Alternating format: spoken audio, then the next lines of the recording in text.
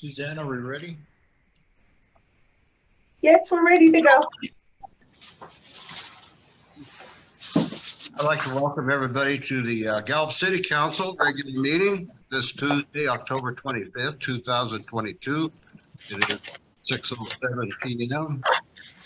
Start with a roll call, please. Councilor Garcia. Here. Councilor Pelican. Here. Here. The meeting will be accessible through the City of Gallup's Facebook page, City of Gallup, New Mexico government/home/Facebook. Members of the public may submit comment on non-agenda items either in person or by telephone. To submit comment by telephone, please call 505-863-1254. Leave your name and a return phone number, and the city clerk will call you at the appropriate time. And now, if you would join me in the Pledge of Allegiance. I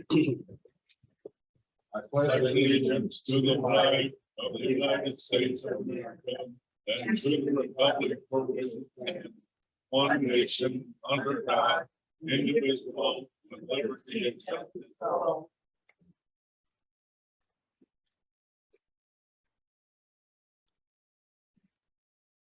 Before we get started with the regular meeting, I'd like to have everybody introduce themselves. And if you would speak clearly, so because this is being recorded, Chief, would you handle the microphone, please? Good evening, everybody. Frank Boyd, Police Chief. Jack Reimer. I'm with Powhatan Travel Centers. Bob Roseborough. Marty Menapace, Rico Land and Cattle. Phil Nielsen, Youth Services Librarian. Patty Holland, CFO. Nikki Lee, Acting Planning and Development Director. Chewy Morales, Gallup Fire Chief. Rhonda Ray, RMCH. Vince Alonso, City of Gallup Parks and Rec. Brandon Howe, planner at the Northwest Mexico Council of Governments. Robert Hamblin, City of Gallup Public Works Director. Connie Liu, local physician and lead organizer for Community Health Action Group. Adrian Marufo, Acting Director, Water, Wastewater, Solid Waste. Lynn Isaacson, Contract Attorney. Erin Tolina Pablo, Gallup PD Captain. Deborah Martinez, Behavioral Health. Thank you. We have a consent agenda. These items are placed on the consent agenda so City Council can designate by unanimous consent those routine items they wish to be approved or acknowledged by one motion. If any one item does not meet the approval of all City Council members, or if a citizen so requests, it will be heard as a separate item. Alfred, would you read the consent agenda items? Consent agenda, item number 1, approval of minutes of the work session and regular meeting of September 27, 2022. Regular meeting of October 11, 2022. Consent agenda, item number 2, cancellation of the November 22nd, 2022 regular city council meeting. Consent agenda, item number 3, budget adjustment to revenue and expenditure for the Octavia Falin Public Library in the amount of $2,152. Consent agenda, item number 4, no cost extension and new end date for capital purchase using ARPA funds.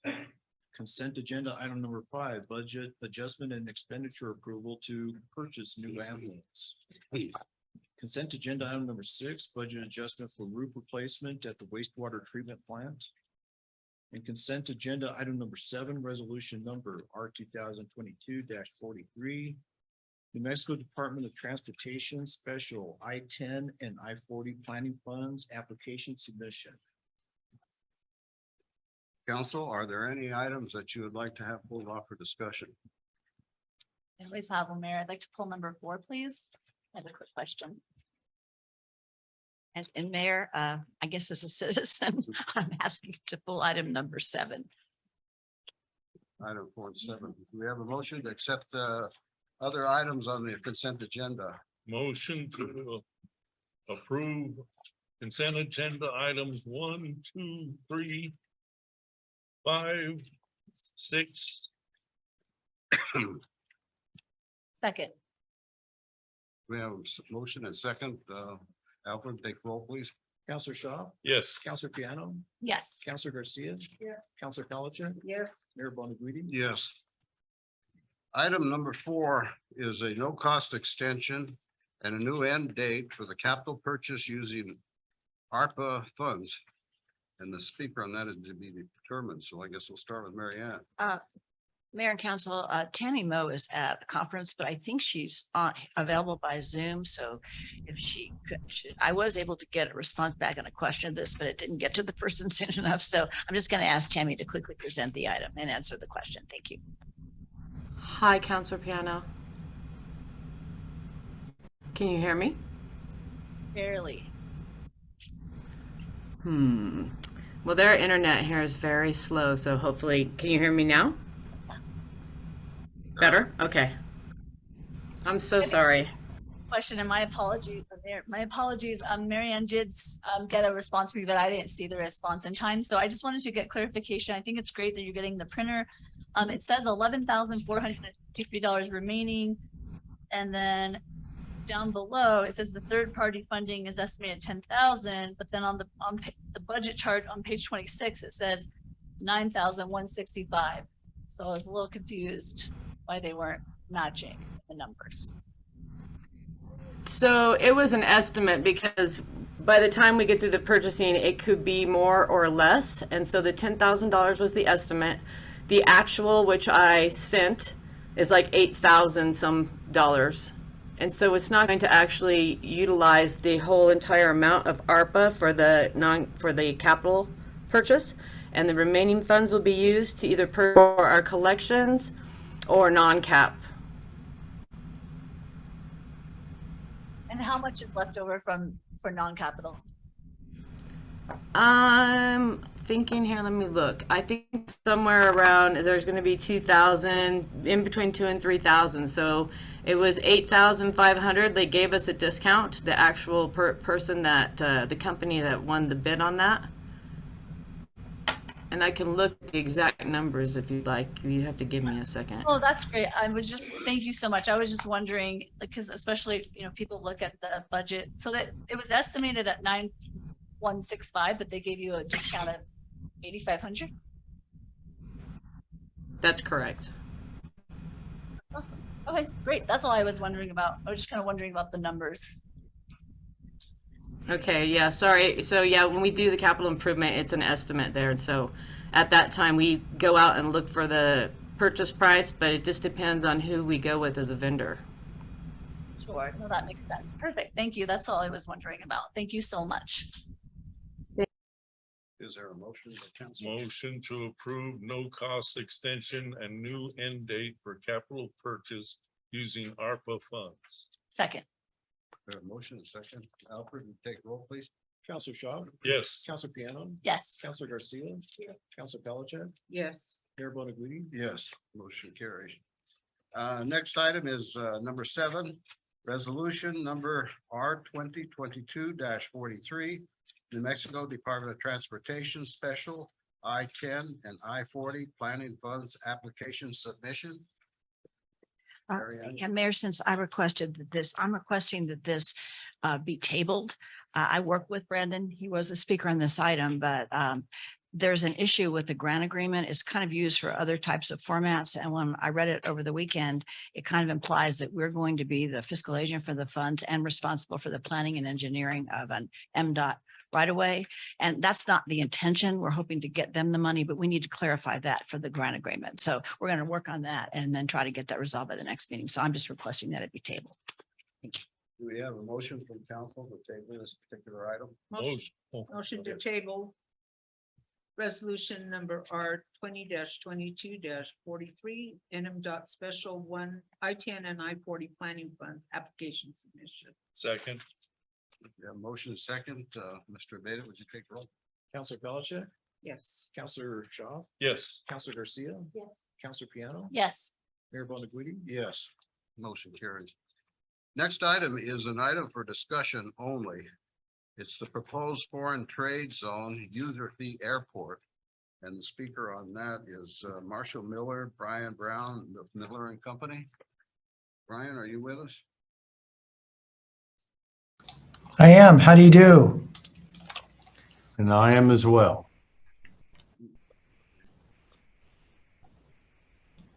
So, Brian, do you want to? So we've been invited by Mary Ann Ustick to discuss a ongoing discussion within the city of Gallup and the Greater Gallup Economic Development Corporation to investigate the opportunity for a foreign trade zone and potentially a user fee airport in Gallup. We can't get the sound right here. Let's get a.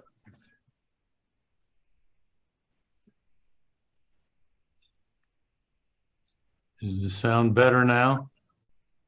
No. Hold on, yes. Can you try again, sir? Yes, can you hear me? Better. Yes. Sure. I'll try to speak a little louder. My name is Brian Brown. I'm with Miller and Company. My boss is also on this Zoom call. Thank you for having us. We were invited by Mary Ann Ustick to introduce you to the concept of a foreign trade zone and the user fee airport, which is being looked into for economic development purposes for the city of Gallup. We understand you have received a copy of the slides we're going to present in your agenda over the weekend. So Marshall was going to quickly go through those slides and then open up the floor for any questions you may have. Marshall? Yes, we've been asked to provide detailed analysis and guidance on establishing a U.S. foreign trade zone. I have been involved in establishing nearly 900 of these over the last 51 years around the United States. And I'm also the general counsel of the National Association of Foreign Trade Zones that I founded in 1972. Foreign trade zones are an economic development tool. They're not a panacea, but they offer financial savings opportunities. It's a federal government program. But in order to have a foreign trade zone, you must have a customs office. And what Gallup does not have is a customs officer or a customs office in Gallup, New Mexico. In order to establish that, you can establish what is called a customs user fee airport, which is a particular facility that is established by customs with a payment to customs by the community or organizations on a yearly basis for the cost of the customs officer. Essentially, are we going to be showing these slides, Brian, or? Yep, I can show them right now if you'd like. Okay. Share my screen. Going to share the screen, all the technology in the world, right, everybody? How's that? So that's the cover. Let's go to two more down. All right, here we go. So foreign trade zones maintain or create jobs and investment in the U.S. as opposed to a foreign country. Free trade agreements or NAFTA or USMCA all deal with reducing duty rates for merchandise coming from another country. What the U.S. Foreign Trade Zone program does is the exact opposite. In order to have the financial advantage, you must have the jobs and investment in the United States. Essentially, what it does is what is called import substitution for production. So for a wide variety of production operations in the U.S., such as most of the pharmaceutical plants, most of the automotive plants, most of the petroleum refineries, finished products are made in the U.S. that previously were made in another country or could be made. This is not a customs program. The board uniquely is made up of the Secretary of Commerce as chair and the Secretary of the Treasury as the other member. A very unusual board, a very small public agency for Washington. They only have 10 employees. There isn't another federal agency I'm aware of, and it's so small it doesn't have a line item on the federal budget. Zones are within U.S. boundaries, so within the geographic limits of the United States, but uniquely for customs, they're not considered within the customs territory. The word that you've heard a great deal of in the last couple of years about reshoring initiatives, where the federal government's making a very major effort to bring business back. That's what this law has done since it was passed in 1934. Next, Brian. So you skipped one. Go back.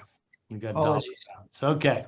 So here's the rapid development to just show you when we started in the zone program in 1970, there were only 7 of these. Today, there's 298 subzones, which are specific either warehouses or manufacturing plants for one company. We now have 875. There are 480,000 people employed in zones around the United States. And in total, last year, 835.6 billion was received, which is about 12% of all U.S. imports, and about 123.4 billion in exports. Next. Major companies based upon the last annual report of the board a year ago for warehousing, consumer electronics, motor vehicles, consumer products, electric machinery, textiles and footwear, pharmaceuticals, oil and petroleum, machinery and equipment, and metals and minerals. As far as production operations, and this is by dollar value, the largest from the standpoint of dollar value is the oil and petroleum business. Second are pharmaceuticals. Third is vehicle parts and vehicles combined, really. Consumer electronics, machinery, chemicals, aircraft, spacecraft. So as you can see, there's a wide variety of material that use the Foreign Trade Zone program. Next. Financial savings basically are a variety of different things. If your inverted duty means changing the duty rate in the foreign trade zone, you can bring in certain imported materials, and a good example is at 6.8%. The key ingredient for most pharmaceutical products, especially the new ones, is called an API, an advanced pharmaceutical product. That API has a 6.8% rate of duty. But when you put that product into a finished product, you combine it with US materials and create a finished dosage form pill or other pharmaceutical, the duty rate is 0. Now that was a negotiation in 1995 in Geneva, where pharmaceutical products in dosage form were reduced to 0 in all the major countries across the board to 0. Well, that's terrific, except for one problem in the US. The US was the largest manufacturer of pharmaceuticals, and all of a sudden you could make those pharmaceuticals anywhere in the world and they would come in the US at a 0 duty rate. So you had companies like Merck and Pfizer and Bristol Myers Squibb and Abbott and Lilly and many of the others who had existing plants.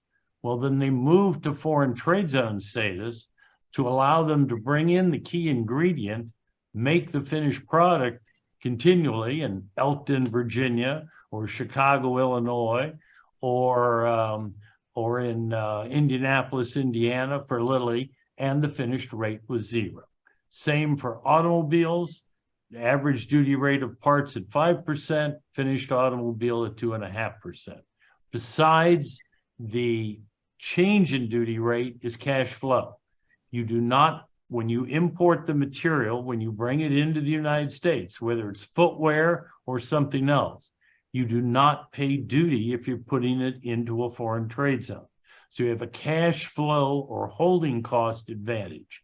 When the material is shipped out and sold in the US, absolutely. All US customs duties are paid.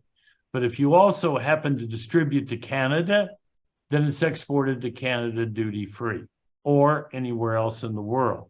And so exports can be a major issue. There's stage duty reductions, direct delivery. When you look at making a product in the US, you only include the value of the imported material.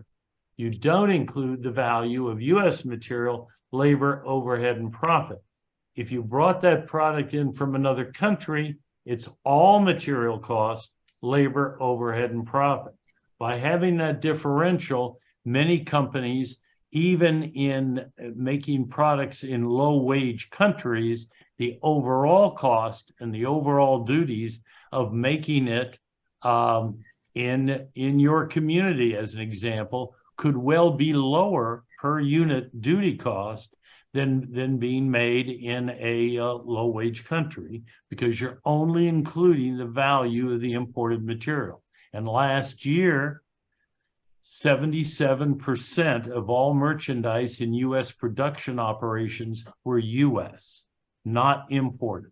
So only about 30% was in fact imported material. The rest was domestic.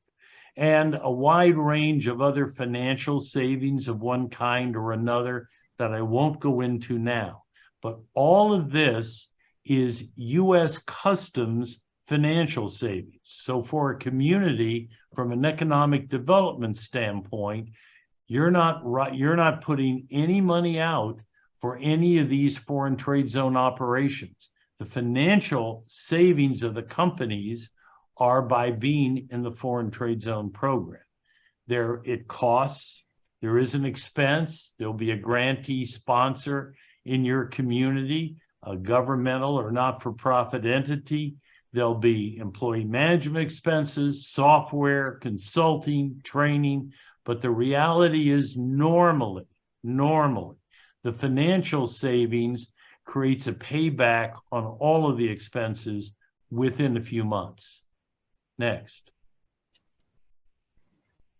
And this is all about User Fee Airport, and I'm going to turn it over to Brian to go through the fundamentals of what the User Fee Airport is all about. So as Marshall said, a foreign trade zone fundamentally requires a Customs and Border Protection officer available to supervise operations at the foreign trade zone. Because Gallup is located some 2 hours away from the nearest port in Albuquerque, that's typically too far for Customs and Border Protection to agree to supervise the zone. However, under the Customs and Border Protection User Fee Airport program, users pay for to have a CBP officer on site who then provides various customs services at the airport and is typically available to also provide supervisory services at the foreign trade zone. These are established by entering something called a memorandum of agreement with U.S. Customs and Border Protection. And as we said, for a fee, CBP provides customs services at the airport, which includes the posting of a CBP employee. These UFAs, as we'll call them, are authorized by statute. The Secretary of Homeland Security is authorized to designate an airport a UFA based on the value and volume of service there. If it's too small for the U.S. government to pay for the posting of a CBP officer, they're willing to enter in an agreement to have another party pay for those fees and cover the cost of the CBP officer. There are actually currently 63 UFAs in existence in the USA. Some of them might surprise you. The estimated expense of a CBP officer is about $200,000 a year. We think it's about $175,000 for the Gallup area. There is something called Airport Technical Design Standards, which are standards that were put together by the Federal Aviation Administration along with Customs and Border Protection, which UFA airports must satisfy. And lastly, we just want to bring to your attention that the governor of the state in question must approve UFA designations. That's a summary of user fee airports. So it's important to understand that there's two separate things here. The customs user fee airport and that designation also allows planes to arrive from a foreign country directly to your community and clear customs there at the airport with the CBP officer. Likewise, it allows planes to leave for overseas to foreign, not overseas, but foreign countries, such as Mexico, directly from the airport with customs review of the release of the airplane and the passengers to fly to Mexico or Canada. So this is the user fee airport designation is both gives the airport the opportunity to have international flights, as well as providing the legal basis for a foreign trade zone. So we're open to questions. Council, questions? I have some questions, Mayor. Thank you so much, Mr. Miller and Mr. Brown, for being here to present on this information. Just some of my questions are, currently, I understand that a foreign trade zone would imply that we're going to have maybe bring in additional business, right? That could use this. But currently in our area, we don't have a lot of corporate businesses that to my knowledge, maybe I'm wrong, that would be utilizing this. So I'm curious if you guys have done any studies for our specific community, and what are the manufacturers currently in our community that would be utilizing the foreign trade zone, or is this with the hopes that we're going to be bringing in more companies? Because I just don't see a lot of companies currently that would potentially use this. And then I guess secondary would be potentially this could be used for jewelry businesses, maybe if they're, I don't know if the jewelry businesses here are getting their jewelry from foreign countries or not, but if they are, and if they are, have you guys talked to any of those businesses to see if they would utilize this? There's been no direct communication by us with any companies in your community yet at all. That certainly would be something that we can set up to do. We certainly talked to a number of people who are putting together the detail for this.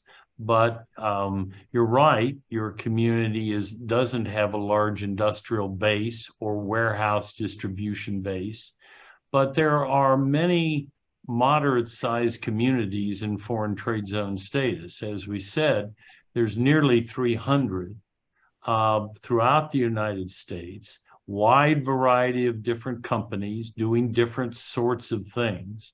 And so it cuts both ways. There may well be companies, and that investigation should occur in the community that could use it now. The other piece of it is there are opportunities, and I understand you have industrial parks and other where you are actively engaged in marketing, and this provides an opportunity to save money for a company as opposed to not having a foreign trade zone. And lastly, on the jewelry piece of it, there may be some opportunities. I would not generally materials brought in the jewelry business are duty free. But in New York City, as an example, a significant amount of the diamond trade uses the foreign trade zone program. In New York City, there are probably half a dozen sites for jewelry. As far as in the United States, some of it is finished product like watches and other material that do have customs duties. Marshall, unbeknownst to you, I'll be having a call. The mayor and the council members are aware of Winfield Jewelry. I'll be having a call tomorrow with that operation to discuss those potential opportunities. Okay. Yeah, that's Mayor, one more question. That's wonderful. Yeah, Winfield Trading, and I mean, this isn't the time, but I think the council could probably recommend some other businesses that potentially would use a foreign trade zone that you guys might want to consider meeting with. I can think of a few right off my head. Just my two other kind of questions would be, out of the 298 zone projects, is there a zone that's in a city comparable to our size? Because you mentioned, there's almost 300, and I would just be curious if they're comparable to our size. And then, I guess I'm just, this is a really big investment. This is $1 million investment with a bunch of other investments on the side. Because this is 200,000 over a 5-year commitment. So I just would want us to make sure that, I know this is just a discussion at this point, but that we have further discussion with businesses and would this be worth the investment? Is this a good return on investment? I really hate to invest $1 million over a 5-year period plus additional cost to it not really benefit the businesses we have or not really bring in additional businesses, right? Because that would be the goal, is to bring in additional industrial businesses that would use a foreign trade zone. So. And I get that. Remember also, this is about your airport and the fact that you now have commercial flights back to the airport. This offers the opportunity for another dimension for international flights for the airport. It also offers the dimension, as I understand it, you have several large production operations that are owned by Mexican companies, and I would strongly suggest talking with them. One of the minor things would be the capacity for them to fly from wherever their headquarters or operations are in Mexico directly to Gallup without going through another city, is a very positive benefit for potentially increasing economic development. We always recommend for communities, if they're going to do a user fee airport, that they stretch this out over a 5-year period. The federal government technically doesn't, but the federal government also hates it when one of these are set up and they move their employees and families to the community, and then everything goes away. And that is not a positive for anyone. You have to give this time to evolve. You can also look upon it as a potential commitment. We have there are other of these user fee airports that have a variety of different groups that pay, not just a city. There's one that we have in the Pacific Northwest where it's a group of 5 companies that very much wanted to be in that community, had to have foreign trade zone status, and split part of the cost. There's other, as Brian Brown mentioned, there's other reasons for user fee airports. 2 of them that people are surprised about is that MD Anderson in Houston, Texas, pays for the user fee airport at an airport near the MD Anderson headquarters, because 40–50% of the people that go to MD Anderson every year are from foreign countries. And many of them have some funds and have their own planes and are very ill and fly directly there. Also, the Mayo Clinic has had for 25 years a user fee airport, because again, last year, over 1 million of their patients were from foreign countries. And the ability to fly directly to Rochester, Minnesota, which is about 200,000 people, was a big advantage. So we're only in this at the beginning to provide the fundamentals, and so people understood what the words mean and what the rules are. But you're absolutely right. It requires a significant effort to look at and to identify what companies exist that may well import material and you have no idea that they do, and that this could be an advantage, or companies that with this financial incentive might be doing something in Gallup that they don't do now.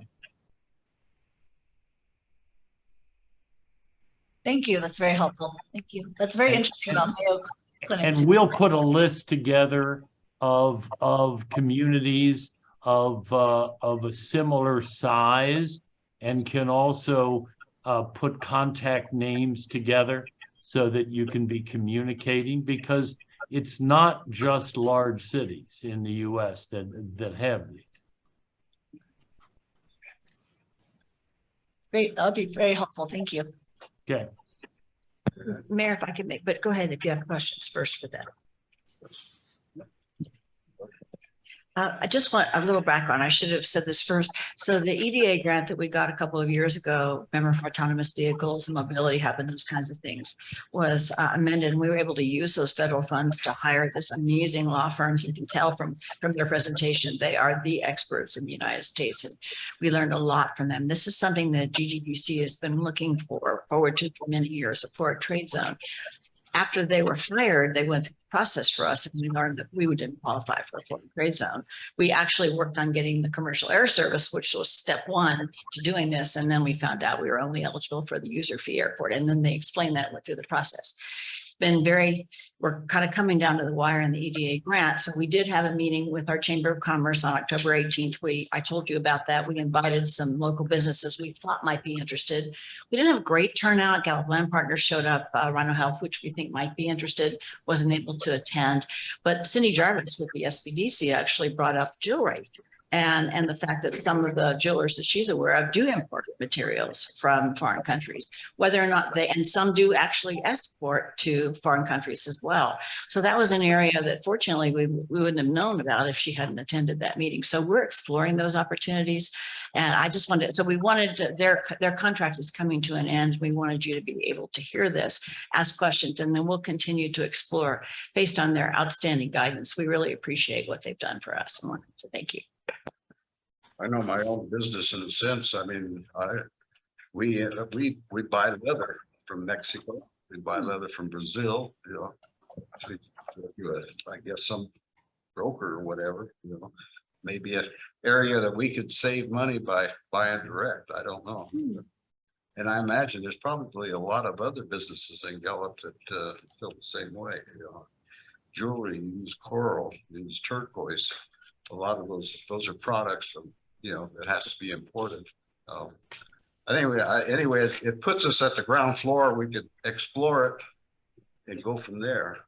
So appreciate your speaking to us tonight.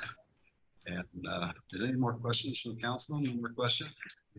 Again, thank you. Thank you. Thank you for your attention. Yeah, thank you very much. Look forward to working with you. Thank you. We appreciate it.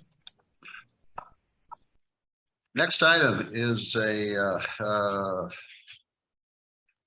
this is an action item, discussion action item, ordinance number 2022-5, text amendment concerning signage, increasing the maximum height and maximum sign area of a freestanding sign in the general commercial and heavy commercial zone districts in table 10-4-15 on premise sign standards of the City of Gallup land development standards. Nikki Lee is our speaker. Nikki. Good evening, Mayor and Council. Bob Roseborough, on behalf of Rico Land and Cattle Company, is proposing to amend the City of Gallup land development standards, thereby increasing the maximum height and maximum sign area of a freestanding sign in the general commercial and heavy commercial zone districts in table 10-4-15 on-premise sign standards. Staff has reviewed the request and is presenting the text amendment before council for approval of draft ordinance S 2022-5. The item already went before the Planning and Zoning Commission, where they sent a positive recommendation. So I'll just give you some background information on how this text amendment came about. Rico Land and Cattle wants to lease a portion of their vacant property on West Highway 66 and Rico Street to Pilot Gas Station, which is located in the heavy commercial zone district. They plan to construct a gas station, which is currently going through the city's subdivision process. As the developers were reviewing the City of Gallup land development standards, table 10-4-15 on premise sign standards, they realized they would not be allowed to construct a 50-foot height sign. Thereafter, the property owner's attorney, Bob Roseborough, submitted a text amendment application to amend the sign code for the heavy commercial and general commercial zone districts. Section 10.5 BDI 3 of the land development standard sets forth text amendment procedure stating that amendments to the text of these land development standards may be made by the city council on its own motion or upon request of the Planning and Zoning Commission or any city resident or property owner upon a determination that there are sufficient grounds for the amendment.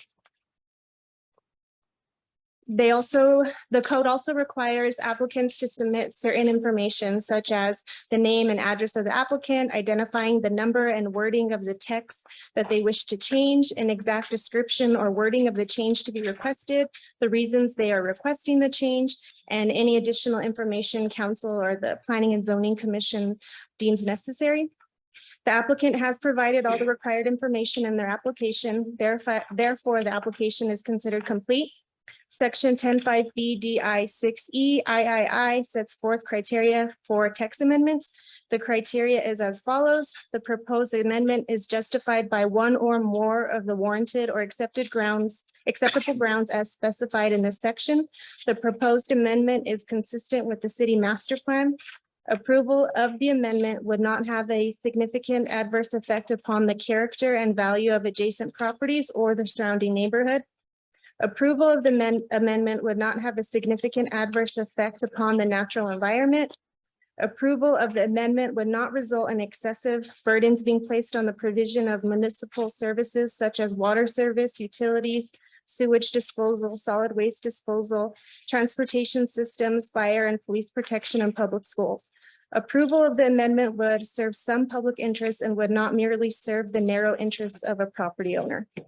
It is the opinion of staff that the applicant has proven that the request meets the above criteria. The applicants wish to amend table 10.4.15 for the general commercial and heavy commercial zone districts for freestanding sign heights maximum and sign area maximum.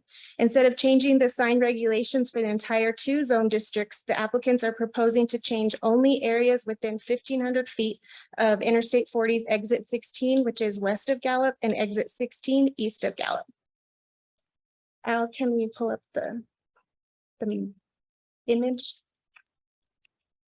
So I wanted to show you the, I think it's on the 3rd page or the 4th page. So I wanted to show you the areas of town that this text amendment would affect. So you see here on the map that we have our west interchange and then we have the east. So within those 2 exits, we have a radius. And then can you scroll to the next slide, please? What we did was this image here, we took the intersecting section or intersecting point of I-40 and 66, that little dot there, and then we took a 1,500 radius. So basically the text amendments being presented tonight will affect all the, will actually benefit the properties in this shaded area, saying that they can, you know, go off of different standards than what's existing today. We're also wanting to add these images into the appendix section of the land development standards to provide clarification to the public. And being that the 1,500-foot radius was new to the sign regulations, staff wanted to add clarity regarding the measuring from the center point, which would be, like I said, where I-40 and Highway 66 intersect. Within this 1,500-foot radius, the applicants wish to change the height maximum from 50 feet to 100 feet and change the sign area maximum from 200 square feet to 650 square feet.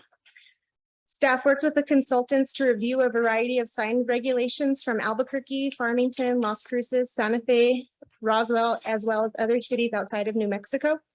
The maximum sign height for commercial areas in those cities widely varied from 14 feet to 70 feet.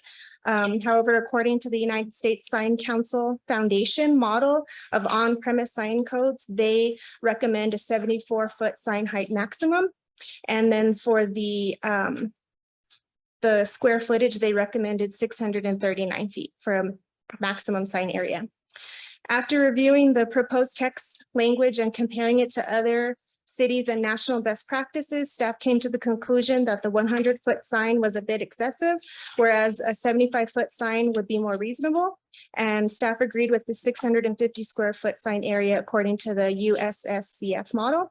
However, at the Planning and Zoning Commission meeting held on October 12th, 2022, the commission made the following changes to staff's recommendation, allowing the maximum height, sign height to the 100 feet, and then adding, and they agreed with the 650, so we kept that, and then adding language to clarify how a 100-foot sign could only be installed within the 1,500-foot radius. So if they wanted to, like, for instance, let's say they wanted to, and this is actually where the property in question that the text amendment came about, was because Rico owns this parcel here and they're wanting to put a gas station in this area. So with this additional language, we're saying that if the radius is here, they can only install the sign within the shaded area. Just because it's touching the parcel doesn't mean that they can put the sign on the other side. So we just added that. So the resolution and the ordinance have been updated to reflect the commission's recommendation. And then Al, can you go back to the first page? This is just to give you a visual of how it's changing in the actual code. So this page shows you what the existing sign regulations look like. And then the next page, it highlights the areas that are being added. So you can see here in the general commercial and heavy commercial zone district, saying that, you know, the 650 square feet for the sign area and the 100 feet for the height maximum. And only, of course, within the 1,500 radius of those two intersections. It is the findings of staff that the applicant has provided sufficient information, details, or proof to justify an amendment to the City of Gallup land development standards to allow increasing the maximum height and maximum sign area of a freestanding sign in the general commercial and heavy commercial zone districts in table 10.4.15 on premise sign standards. Staff recommends approval of ordinance number S22 2022-5. And like I said, the Planning and Zoning Commission reviewed this request at the regular meeting on October 12th and sends a positive recommendation. And I'll stand for any questions. There. So many questions. That was a lot of 75-4, 1, 2, 3. Sorry. It's okay. I know you have to read them all. I was like, whew. Thank you so much for the information, Nikki. I just have a few questions. So I did some research and it seems that most standard highway billboard signs are about 10 by 40, which would be 400 square feet. It's hard to imagine 100 feet in the sky, but like, I guess I'm just curious if you go on the highway, and I think the billboards are maybe like 50 feet high, maybe less, they're not that high.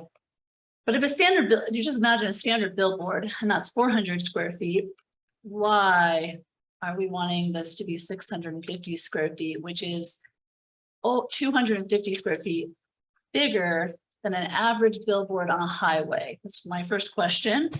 I don't really have too many questions about why we want to increase it to 100 feet. I'm imagining, but maybe this could be answered as well. Is the height increase because they want to see the sign over the overpass? Okay, yes. So that makes sense to me. And I know this is a really dumb question probably, but I imagine this is safe to be this high in the air. I don't construct signs. Is this a steel implemented sign, or is this, does anyone check the safety to make sure that it's okay to be this high in the air? So Councillor Piano, to answer your first question, as far as how we came to the numbers, it was a citizen initiated text amendment. So the applicants were actually the ones who came up with those numbers and they just proposed it to the city. And then what we do is we do our due diligence and do our research with the consultants, and then they kind of give us our feedback, and that's what we do.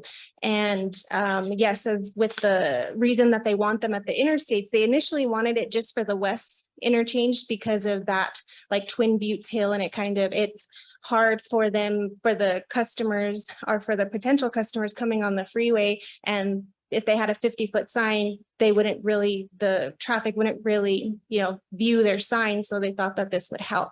And then they said, why don't we do that for the east and the west, just because those are the main, entrances to Gallup, and that would help bring more business. So that's what we did. And do you have another question?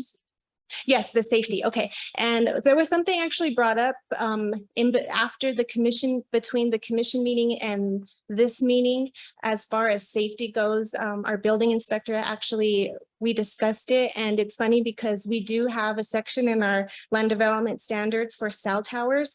And within that section of the code, we do say that if your cell tower is so high, you can only put it so high. If it were to fall, it falls on your property, like a safety thing. So we do have that for the cell tower section. So I mean, that's an item that's up for discussion. And just as you know, this is just a draft ordinance. So anything that you don't like here today, you could always, make changes to it. But if that's something that you wanted to consider, I mean, we'd have to go back and try to figure that out. But as far as the safety, I mean, they go through a sign permit process and they submit plans, and we expect them to follow the plans. I mean, our building inspector goes out, makes sure that they build it to the dimensions that they say, meeting setbacks and that kind of stuff. So. Okay. I have like 2 more questions, but I'm wondering, maybe the person that's here from Pilot could answer kind of the first question of why they're wanting it to be so large as far as the actual, I understand the height and Twin Butte and that hill. I do understand that, but, and if it's safe, that's fine. But I'm just the size of the increase from 200 square feet to 650 square feet, it's more than double. So it just seems quite large. Maybe in the air, it won't seem as large. That's kind of my question. And then, because we did just have another gas station come in, Maverick, and they invested money into our community, and we want to be fair. They are on not the west end, but the east end. I didn't measure. Would they fall into the 1,500 feet from the east highway where if they wanted to increase their sign, they could? Al, can you pull up the image again? Let me just see. It's probably the last one. On the east side. The number 6 slide. Yes, they do fall within on the map here. They're right there. Okay. Yeah, so if they wanted to, yes, they could come in, they would just go through the process and they can do that. And then, I mean, I understand that there are certain signs that do not meet the current code, and that's because they were there prior to the code. So they're just considered non-conforming and they can stay as is as long as they don't go away. Okay. And then I'm just curious if this is a digital sign, or is this just this is a digital sign, or is this a? We haven't received official plans yet. I mean, this is in the beginning phase, and then depending on what happens tonight, if you approve the ordinance, then what'll happen is it'll take 30 days to go into effect in case anyone appeals it. And then after that, it'll become law, and then we'll implement it into our land development standards. And then at that point, they could start submitting a building permit, and it'll go through the review process, and they can, once it's approved, they can start building. Okay, yeah, I love new business coming to town, so I want Pilot to come, and certainly we want to work with them. I imagine that not too many people could afford this kind of sign, so I doubt there'll be like just tons of people coming to get a permit, but it does open it up to anyone in that 1,500 radius to have these massively huge signs. So it was a little bit concerned. I understand the height. I wish these were separate because I feel like I understand the height, but just the width of the sign seems just so incredibly large to me. Maybe if a person from Pilot could explain why or Bob could explain why they're wanting such a 3 times the normal amount of sign. That's possible. Yes, we have Bob Roseborough, who's actually the property owner and the developer's agent. So if you want him to come up, he's here. That'd be great. Thank you. Mayor and council, pleasure to be here. So as Nikki said, I do represent Rico Land and Cattle, which is represented by Marty Miniface, who's present. And Jack Reimer from Pilot has traveled excuse me, in spite of a 5-hour delay, made it in the nick of time to join us tonight. Oh, wow. So he's going to be able to, I'd like to address some of the concerns that are raised, and Jack, of course, will as well. Excuse my throat. one of the points I'd like to make is that that Nikki has made very well and very, very thoroughly is that these are in very limited areas of town.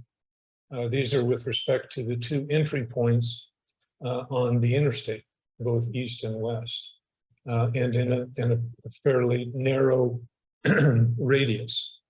This will not result in 100-foot signs throughout the city. It's primarily designed in concept and in theory to attract people into Gallup, to get a motorist's attention as they're traveling, and with the hopes that they will enter our city and spend money and visit with us and enjoy their stay.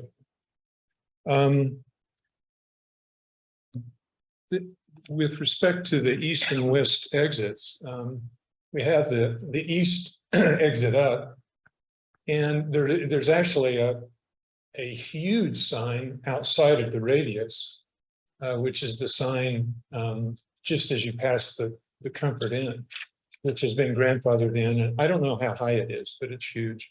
And the square footage would be probably well, I'm not going to guess, but it's over 600 feet, I think 2 or 3 times over that one sign, which is a combination of signs. Now, one other thing that's kind of key here with respect not to the east end, but to the west end, is for eastbound travelers. There's a hill that not only does the exit itself rise, but the topography rises. And it's Jack Reimer from Pilot will have some images that depict that so that you can get an idea of the height. Now, with respect to the height, I do want to point out one important factor is that this is in the general area of the airport on the west end. The Federal Aviation Agency has been asked to approve a height of 100 feet and have done that. Federal Aviation Agency approves a 100-foot height for this sign. This is, I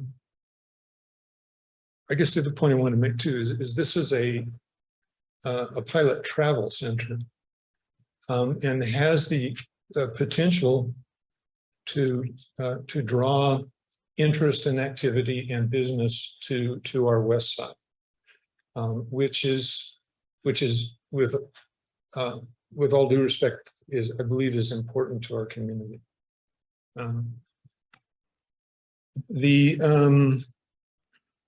Let's see. And I guess my final comment before turning this over to Jack is that we did, well, a couple of things. One, Sarah, to address your specific comment about size, the research that was done by city staff with respect to size indicated that the square footage proposed is within national standards. And that may, I think, be due in significant part just to the height of the sign, which makes it just higher up in the air as opposed to a billboard, which is more immediate to the traffic. And final comment is we just appreciated the Planning and Zoning Commission. They did not do this in haste. The meeting with Planning and Zoning was a very long, detailed meeting, a lot of good questions, a lot of discussion, and ultimately a unanimous decision. And we would respectfully request approval of this sign height. And Jack, let me turn it over to you.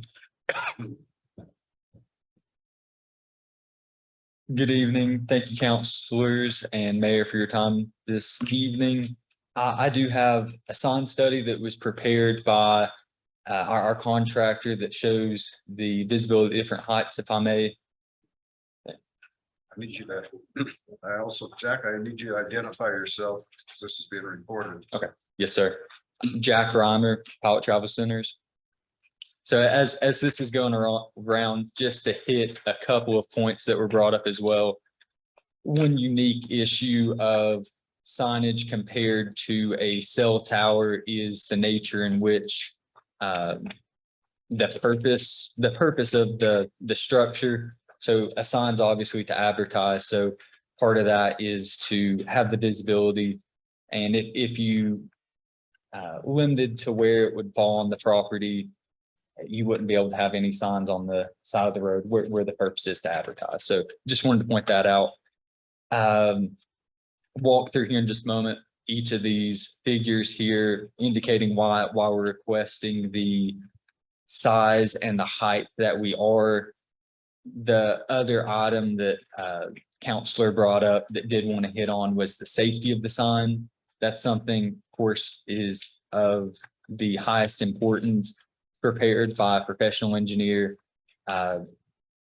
We go above and beyond on the safety factor. So that, along with the maintenance and precautionary measures that are taken, it's a very safe structure.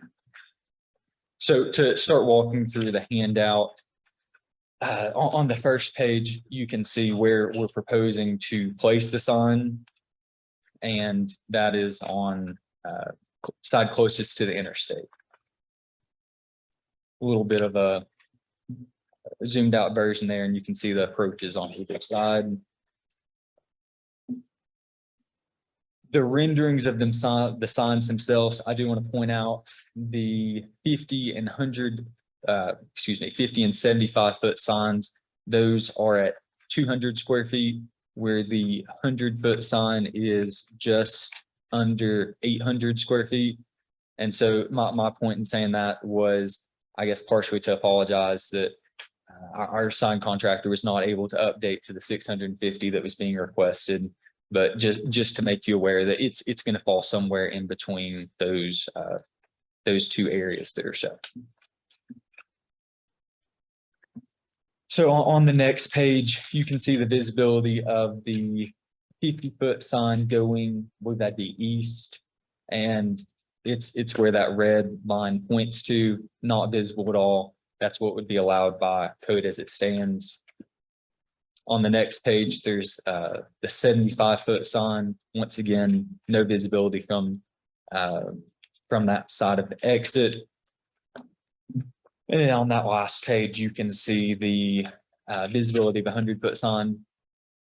I want to make the note as well that the distance is what dictates the larger square footage than what had been referenced earlier. The subsequent pages show from the show on westbound, visibility is strong on each of the heights there, but just do want to point out again that on the 100-foot sign version, that is in excess of the square footage that's being requested. Last item to hit on, based off of just some concerns that were expressed about the normalcy of the overall height and the square footage of the sign. The Pilot operates over 750 travel centers. We have a lot of experience with signs, 150-foot signs, 250-foot signs. Those are not uncommon. This situation does not dictate it. We're requesting a 100-foot sign to be able to have visibility as you're approaching the exits, to be able to make time to stop and gallop and hopefully visit our travel center and hopefully contribute to the community as well. So are there any questions? I really don't have a question for you, but I just want to make a statement that I have been on council for 7 years. And I applaud Pilot for wanting to invest in our community by providing this travel center. I have tried to get an anchor out on the west side. It's blighted. Businesses are closing almost every day. I now learned that the schools are going to be putting housing out there on the west side. To have this travel center will just bring us back to life. And I don't think you're unreasonable in asking for that sign because I've driven from the west coming east and you can't see hardly any signs. So you need that visibility so people will know to stop here. And I implore council to please look beyond your little districts because you have very successful districts. I don't. The West Side needs to have economic development. Please do not let your closed-mindedness vote against this because the city of Gallup needs more economic development. I thank you for being willing to come to Gallup. And I implore council to please vote positively in this regard. Thank you.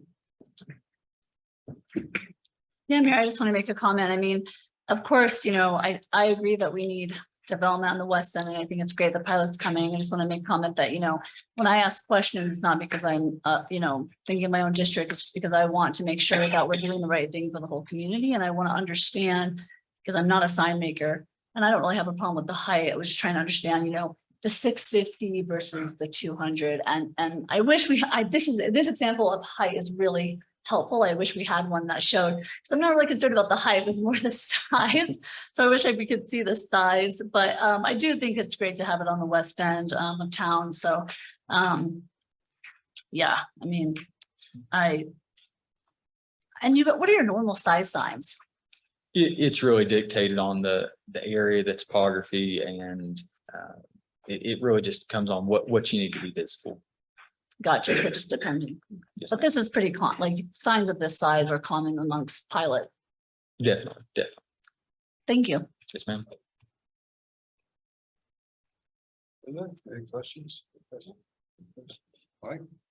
No, I'd like to make a motion that we approve ordinance number S 2022-5, text amendment concerning signage, increasing the maximum height and maximum sign area of a freestanding sign in the general commercial and heavy commercial zone districts in table 10-4-15 on-premise sign standards of the city of Gallup land development standards. Second.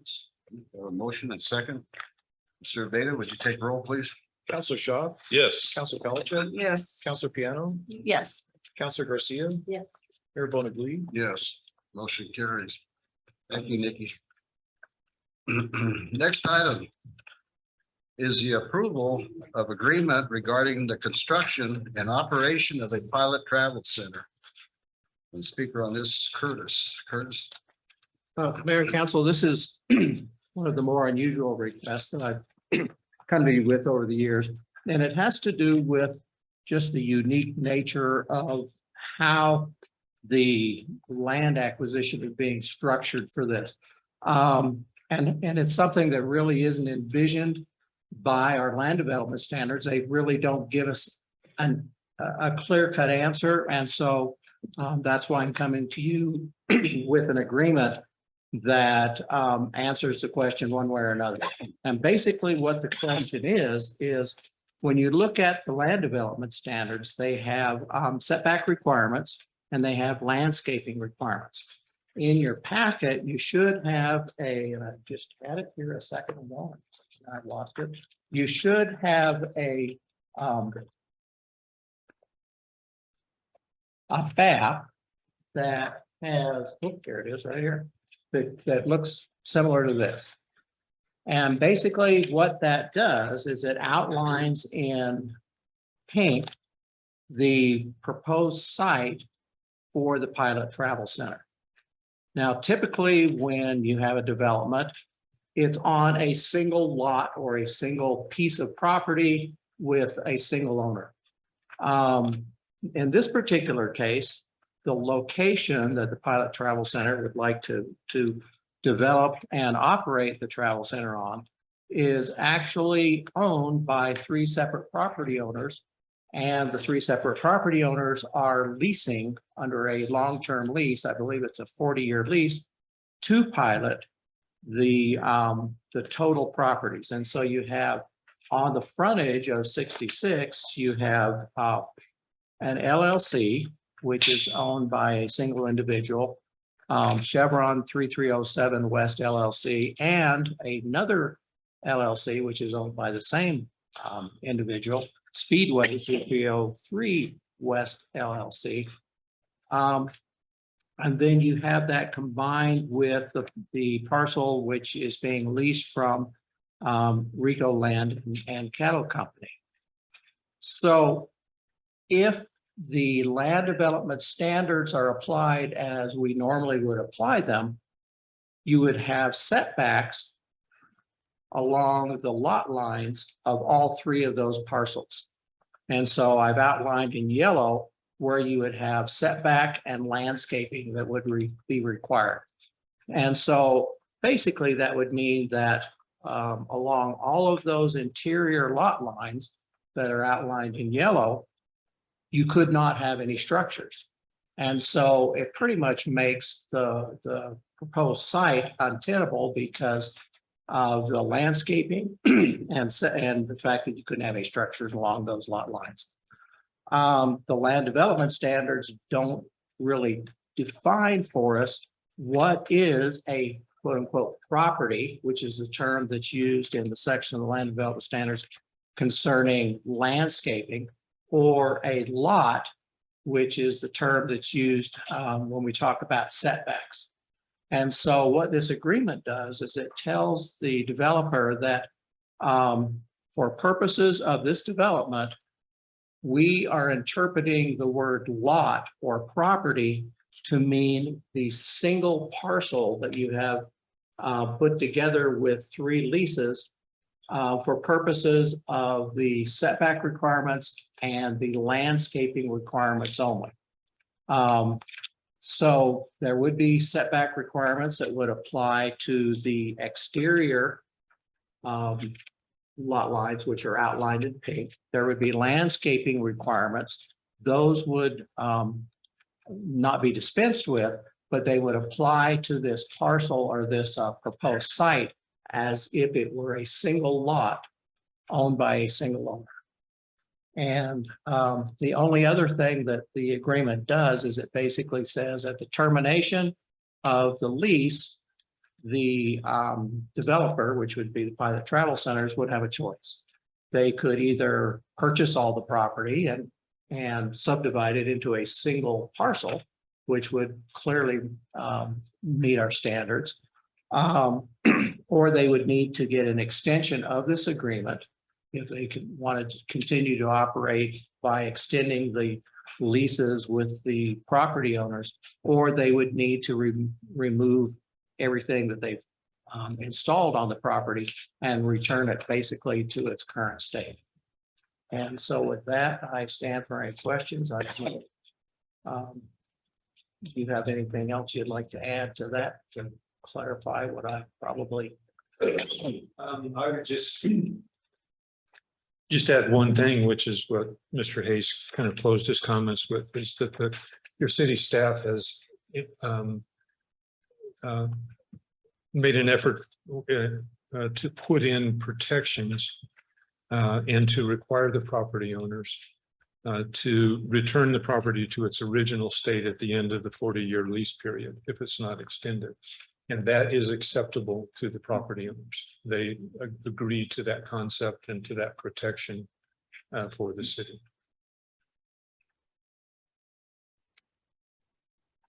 Is there any questions from the council? Just a question, Mayor. So, Bob, so in 40 years, none of us are around. I guess the people. I sure will. He seems young, so. It's going to be up to you. I'm not going to be here. Okay. I mean, I'm just thinking like in 40 years, just, you know, the gas station just goes away. It's there, but just kind of will go away. Because, right, it dissolves, the lease dissolves, or they have to create a new lease with the families at the time. Well, it's very probable that it will continue in some form or fashion and beyond the 40 years, and it would be extended. But if it does not, and the gas station closes, it needs to be returned to its original state. Okay.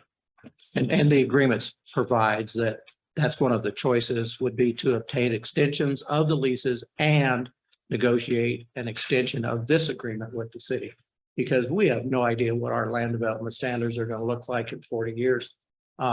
Probably they're gonna be selling a lot more electricity than they are gas and diesel in 40 years. Right? It'll be a much different. Let's see, TA, I think was probably about 40 years. But it's And good. the other one too. Both of them are in that range, 40 years, somewhere in there. Thank you. Thank you. Council? No comments? Okay, what's the motion? What's the Motion the for council? approval of agreement regarding the construction and operation of a pilot travel center. Second. I'll Right let over. Sarah do the second on that. Oh, that was Linda. Linda. Linda. Oh, there. You sound the same. My hearing aid's not working. I get on this side. Linda then. Alfred, take roll, please. Counselor Pelichick. Yes. Counselor Garcia. Yes. Counselor Piano. Yes. Counselor Shaw. Yes. Mayor Bonneguidi. Yes. Okay, next item on the agenda is an amendment to Red Rock Park Management Agreement. The speaker of that is Mary Ann and Lynn Isaacson. Mayor and Council, Chris Hayes was out when we were negotiating the operating and management agreement with the county for Red Rock Park. And so I asked Lynn Isaacson if he would be here. And since he did the original agreement, we did ask him to participate in the amendment that's before you tonight. It's not exactly what we had asked for. So I'm going to ask him to just give you in the interest of time, a quick rundown and then we'll see where we go with that. Thanks. Mayor, councilors, just very briefly, you're aware that in August, you entered into a management and operation agreement transferring Red Rock Park operations to the county.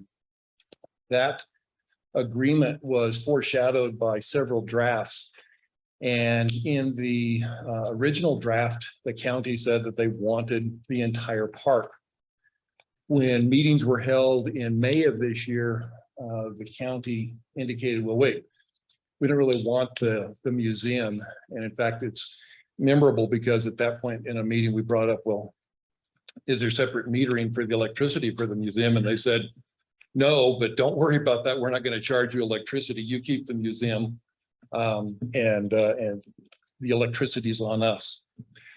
After the August meeting, when the agreement was approved, and in that original agreement, the museum building stayed with the city, and the city had the right to conduct tours on reasonable notice of the museum.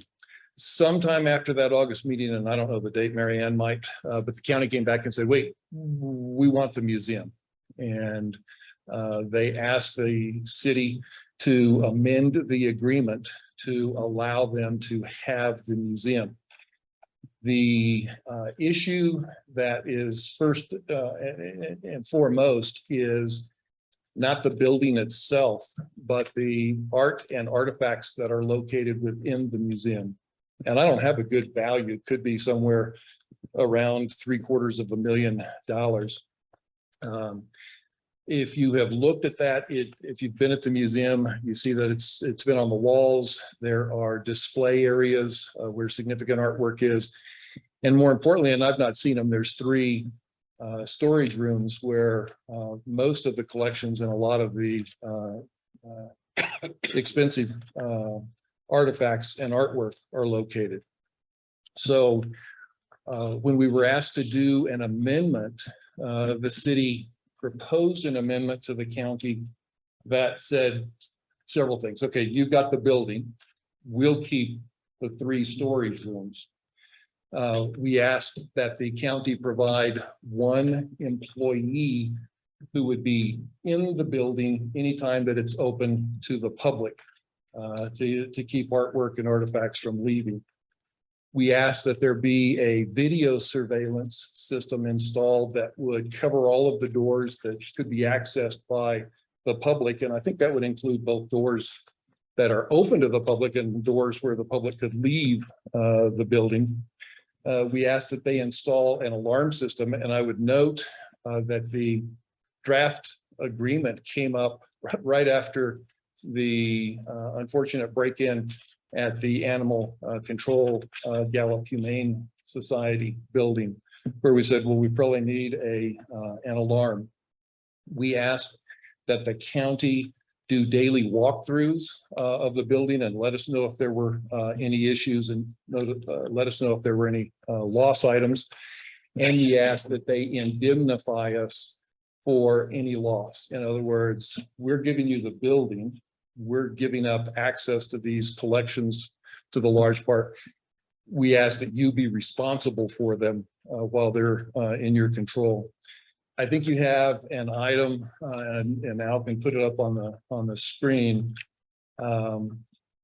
We sent the agreement. I sent the agreement to Doug Decker, and it's city proposed amendment. So this gives you a graphic representation of where we're at. We said that we would retain the storage rooms. They said, that's fine. We asked that they provide an employee on the premises during the time the building's open to the public. They said, that's fine. I don't think it's in your briefing book, but I think it was going to be handed separately. And now it's up on the screen. We asked them to provide video surveillance of all of the doors, and their response was they would install one camera at the main entrance. We asked that they install an alarm system, and they said no. We asked that they indemnify the city against any loss due to theft, removal, or disappearance. That would not be a casualty loss. That's still covered by our insurance. But any loss because items were taken from the building, and they said no. And we asked that they do daily walkthroughs and give us notice of loss. And they said, yes, they were happy to do that. So what you have is an agreement, I think that's in your packet, that the county has already approved. And it makes those changes to the proposed amendment that we sent to them. It is certainly your call as to what you want to do. I think that the alarm system is probably fairly critical. And if you don't make the county do it, I think you should consider it yourself. I think the indemnification is kind of, in my mind, an important issue because you're giving up, for all intents and purposes, access to all of that artwork and artifacts. So it's going to be, if it goes missing, it's going to be a real loss. It's not going to be covered by the county. But with that in mind, we really don't have a recommendation other than ask you to keep in mind what the county is agreeing to and whether you want to do that. So with that, I would stand for any questions. I was wondering, and maybe Ms. Houston can answer, do we have an inventory of all the artifacts that are in that area? Well, that's I'm glad you said that. What you did not get in your packets, and these were provided to the county, these would be the two exhibits to the agreement. Exhibit A is 80 pages, single space of all of the items. Exhibit B is, I think, 18 pages. So there's approximately 98 pages. Values are stated on some of the items. Some of the items have not been appraised. They weren't appraised. This is a 2013 inventory. The city believes that everything is still there. I believe Tammy Moe is working. So this is, it's a good point. This is what's in play. So I guess my recommendation would be that if we want to enter into this agreement, this is our building and we should have as much security and cameras in place to identify anything that walks out of there. And given that we have all this art that I hope someday will be put in an actual museum in our town, we have to protect it. And so that's my recommendation. Thank you. My recommendation is that we have the cameras tied into a security system, and they have to supply it. If they want this building, they need to meet what we require. What is it to indemnify? How expensive is that? It's the insurance, right? Well, indemnification is a legal principle where you're agreeing that if there's a loss, you're going to cover that loss. Oftentimes, indemnification is not insurable. So many insurance policies will exclude an indemnification provision in a contract. So you may not be able, they may not be able to contractually indemnify. This would come out of their budget. I can understand why the county does not want to indemnify it. Yeah. Mayor and Council, when we met out there, Lynn, of course, accompanied us because I knew he was going to draft the agreement. We did bring that up at the time of the meeting. And they really didn't respond that they didn't want to do that. They asked us at the time, though, to make sure that our inventory was up to date. And just Tammy Moe was actually at that meeting, and she said she spent COVID updating the inventory and making sure that it was accurate. So that was really all they asked for at the time, was to make sure that we had an accurate inventory of what was there. But they didn't say no to that at the time, but I guess maybe they went back and researched what the cost might be. So that's, and I mean, we do put that, I asked Lynn, because he's our liability guy, he handles all of our cases. And I said, is it typical for governmental entities to indemnify each other? And can you answer that question? And it is, give you the example of the Southside Neighborhood Center, when that became the Veteran Center and control was passed to Gallup Veterans. They entered into an agreement to indemnify the city against any loss that happened. So yeah, indemnification is a big part of contracts that, you know, that have come before you with the State Highway Department, for instance. No, the county has no keys to the museum, right? County has control of the museum, as far as I know. They don't have control of the museum, or just the building? Well, and Mayor and councilors, if you go out there, a lot of the artifacts actually aren't in storage. They're actually in glass. And then there's, you know, there's the right up and down gates that we have that are semi-secure. There are storage areas, and used to be that Al had the only key to that. And so they are secure. I mean, it's a lock. But so if a thief came in, they would probably have keys to it. We have. Well, no, you're right, but that's just the storage. But all the rest of, if you walk through there, everything that's behind glass is all there. I mean, it's not behind lock and key, it's behind glass. If they have it, or if we have it, it's still.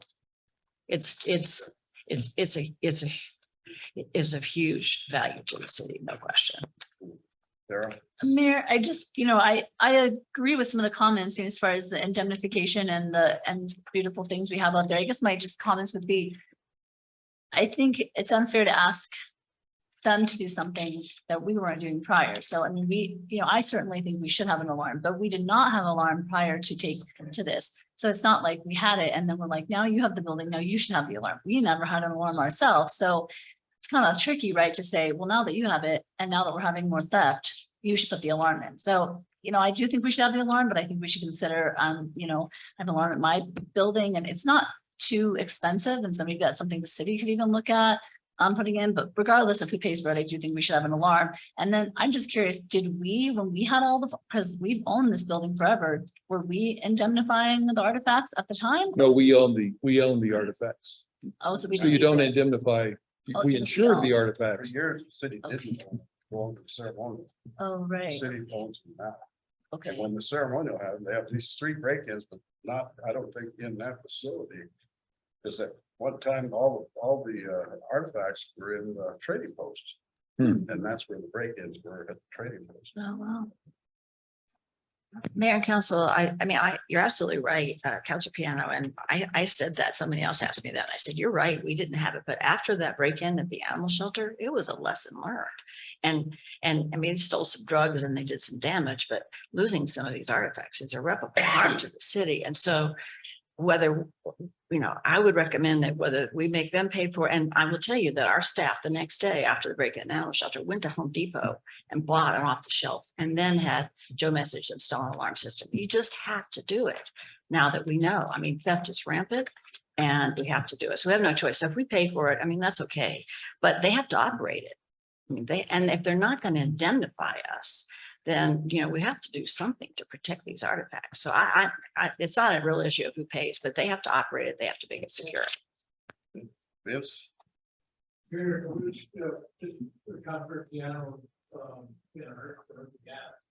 alarm system at Red Rock Park, the surveillance camera that we have. Oh, okay, so there is an alarm system, but it's not tied into any cameras. The entire park had, alarm system. Okay, that's super helpful. We just would need to tie it into, I thought there was no alarm system. Okay, that's great. That's fine. Okay. So Lynn, so the county has control of Red Rock Park, that's already given up now. That's correct. But they do not have control over artifacts, but the building itself, they do. They have control over the building and those artifacts that aren't secured in the storage rooms. No, in the existing agreement that's not amended, they don't have control over the museum building. Remember that? Actually, what they're after is the offices that are used by staff right now. Yeah, the original, the agreement that is existing says we have the building. We have the building. We have the building. The proposal is that they would have the building. So they take control of the artifacts. And they're responsible. No, that don't get close to artifacts because they're under lock and key, only the ones in the hallway. No, that's what I'm saying. Yeah. But I think the building itself is operated by the county right now. Is that correct, Vince? No, it's convention center, everything but the museum. We're getting confused. Let me clarify. The existing agreement that's not yet been amended because you haven't approved it, but the commission has. The existing agreement does not provide for them to have the museum building at all. So they changed their mind and they want to include that. So they've amended the lease to include the museum building. And so that's what we're discussing now. But as possession is 9/10 the law, when they moved in and took over Red Rock Park on October 1st, they moved into the museum building and they now occupy it and they're managing it, even though it's not codified in an amendment. Is that right? Yeah. Yeah. We have data right now that is in their office. And they hired our 3 employees, including Deja. So that's what happened. We couldn't do it fast enough. They changed their mind. They decided that they wanted to have the museum, but that was October 1st. So, you know, they went ahead and moved in. And so we have an existing situation. And now we're just trying to clarify the terms. We have to amend this at this point because they're there. Well, even though, you know, I mean, if we don't give them the building, we're gonna still have to do the security cameras and everything else that goes along with it. Right. Can't leave it sit there by itself, you know. Mayor, I just was wondering, since this new agreement, if we approve it, says that they would have access to the museum, but not the 3 storage rooms. I haven't been in those storage rooms, but would it be possible to take the freestanding items that are our artifacts and move all of our artifacts into the storage rooms? So there's less chance of stolen until we, like Councilor Pelichick said, we can display them in a beautiful museum, because that's, I think, our intent, right? But like, why are those rooms full? Because we're not giving them in this new agreement the 3 storage rooms. So why can't we just move any paintings, pottery that's just freestanding, that's easy to steal, into those locked rooms temporarily? Is that? Mayor and council, you have to go out there. Okay, I mean, sorry. everything is behind pottery and Kachina It's too dolls. They're much. all in glass and they're beautiful. And I've been in those storage rooms. When I first got here, Larry Linford said, you need to go see them because we had leakage and mold and mildew, and they're stored to the gilt. There's no way you can put anything else in there. And the county did say, could you just move everything to another location? But you can't just ask your custodians to go out and throw it in a truck. Yeah, You'd have to, and then where would you put them in climate controlled, secure? So it's a conundrum, and we just have to do the best we can to protect them until Tammy Moe is in the process. You approve funding for that, for hiring a curator. And I mean, that's on our list to try to get a space that will work, but it's going to take some time. And we told the county that, and they understand it. It's not that, it's just the terms.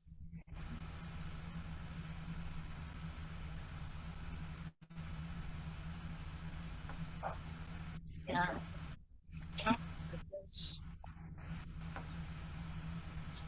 We need the security cameras, whether we buy it or they buy it. Exactly. Yes, maybe we can make an amendment that we include the security, that there's a security camera. Whether it's us that pays for it, but that's hooked into, because they bought one security camera in the front. But that's not hooked into the current alarm, so maybe Yeah, just make an amendment. Yeah, they should be put together, for sure. And that they agree to operate the system. Yeah, I'll make a motion, or is there any more comments? Sorry. I'll make a motion to approve the amendment to Red Rock Park Management Agreement with the exception that we add an alarm system that is tied into the cameras. That is, that the county agrees to operate, even if the city pays for it. I don't know if that's really wordy. I say that better?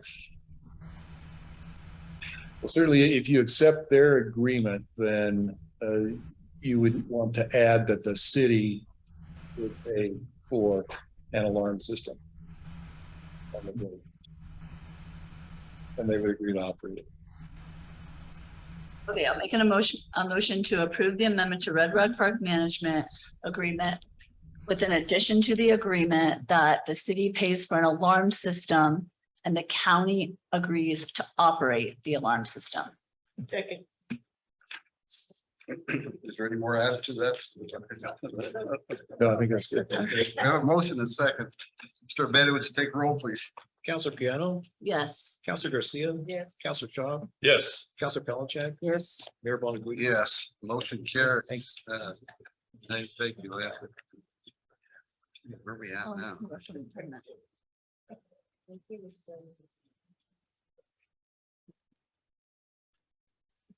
Okay, next item is resolution R 2022-44. First quarter fiscal year 2023 budget adjustments and report of actuals, and the speaker on that is Patty. Good evening, Mayor and Council. Now we'll get on to the fun stuff. It's, we've completed the first quarter of our new fiscal year. We've got all the numbers together. We've got them in the state's LGBMS system, and we're required. Just a second. We missed number 4, Patty. We're so sorry. Well, go ahead and finish, Patty. We'll go back to number 4. Okay.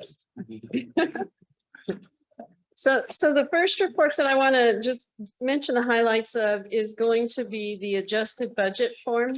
It looks very similar to the recap, but you'll just see the words adjusted budget near the top. What this does is this takes our beginning cash at the end of last fiscal year. We put it in there and then we tell the state what we're doing with our budget overall.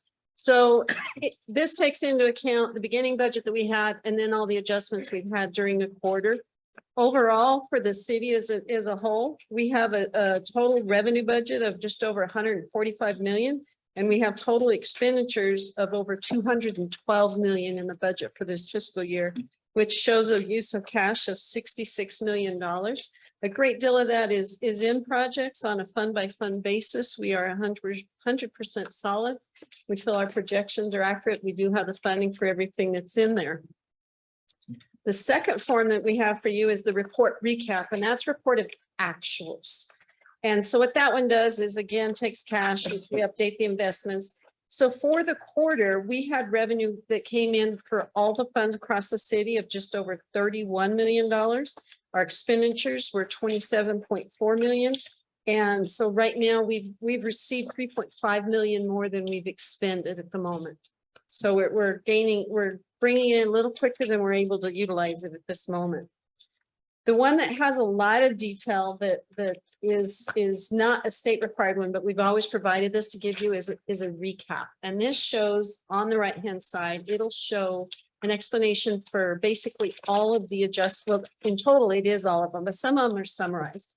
But on the right-hand side, everything new that you've approved during these 3 months. And I'm telling you, it's a lot because we've come in on many of the council meetings with as much as between 5 and 10 budget adjustments at each meeting. And then the staff have to go through and we get all of these implemented. We try to give you a little bit of a snippet on the right-hand side to say it was at this council meeting and relates to this type of activity. The biggest piece, and you only see this during the first quarter of the year, is what's called year-end roll. Those are all the projects from last year that move forward because they were at that time deemed to either be grant related, and we have to track them that way, and they have not yet ended, or they are long-term projects like some of the Navajo Gallup stuff. We've got equipment that we had on order that wasn't yet received because of the way the world is right now. Building projects like the purchase of the land for the animal control, the building for the police department, all of that stuff keeps rolling forward until the department tells us their project is complete and request to close it out. So you'll see that one time a year. That report alone to just do all of those entries was over 85 pages long. I didn't think you would really want to sort through it. It shows every line, every project by number. And just to recap, we have over 602 active projects in Navaline right now. Wow. And I've primarily got one person trying to manage all of these. So it's a real task. Couple highlights in general fund. We have 120 active projects. Our 202 fund, there are 58 of them. And the utilities, the biggest one there is going to be water with 44 active projects. And then even within their operational funds, there are a few more projects there. We also have projects set up for the big loans that we've had and all the activity that will be utilizing those funds. So it's a lot of data. I do send you recaps each month just to give you the highlight of what the month is. Those are a little bit easier to absorb and to see what we're doing. The main purpose of this is DFA checks a couple of things. They make sure that based on your budget, you are not slated to overspend. They will not accept the report. You can't submit the report if it shows that you anticipate spending more than you're going to have on hand. So that's a good check for us in case we have a budget snafu or something, we can catch it through that process. And then the report of actuals just shows that we are kind of on track and things are going. We're not overexpending any authority. They do not allow us to overspend a budget that you've already authorized. So we put in what you've authorized and then we tell them what we spent of that budget so far. With that, I will stand for questions. Sir. Patty, thank you so much. You've mentioned two questions. You mentioned 100, maybe I heard this wrong, 145 million. Is that in the bank or just, and then you said, but 212 million in expenses? 145 million is revenues budgeted for the year. That's how Okay, much we revenues. anticipate receiving throughout the year if everything comes in as planned. Some of that is grant money. We obviously don't get all of that up front, but we do have authorization for that amount. So sorry that maybe I'm just not quite understanding. So 145 in revenues that we're thinking, but then 212 million in expenses. So we have more expenses than we have revenue. Yes.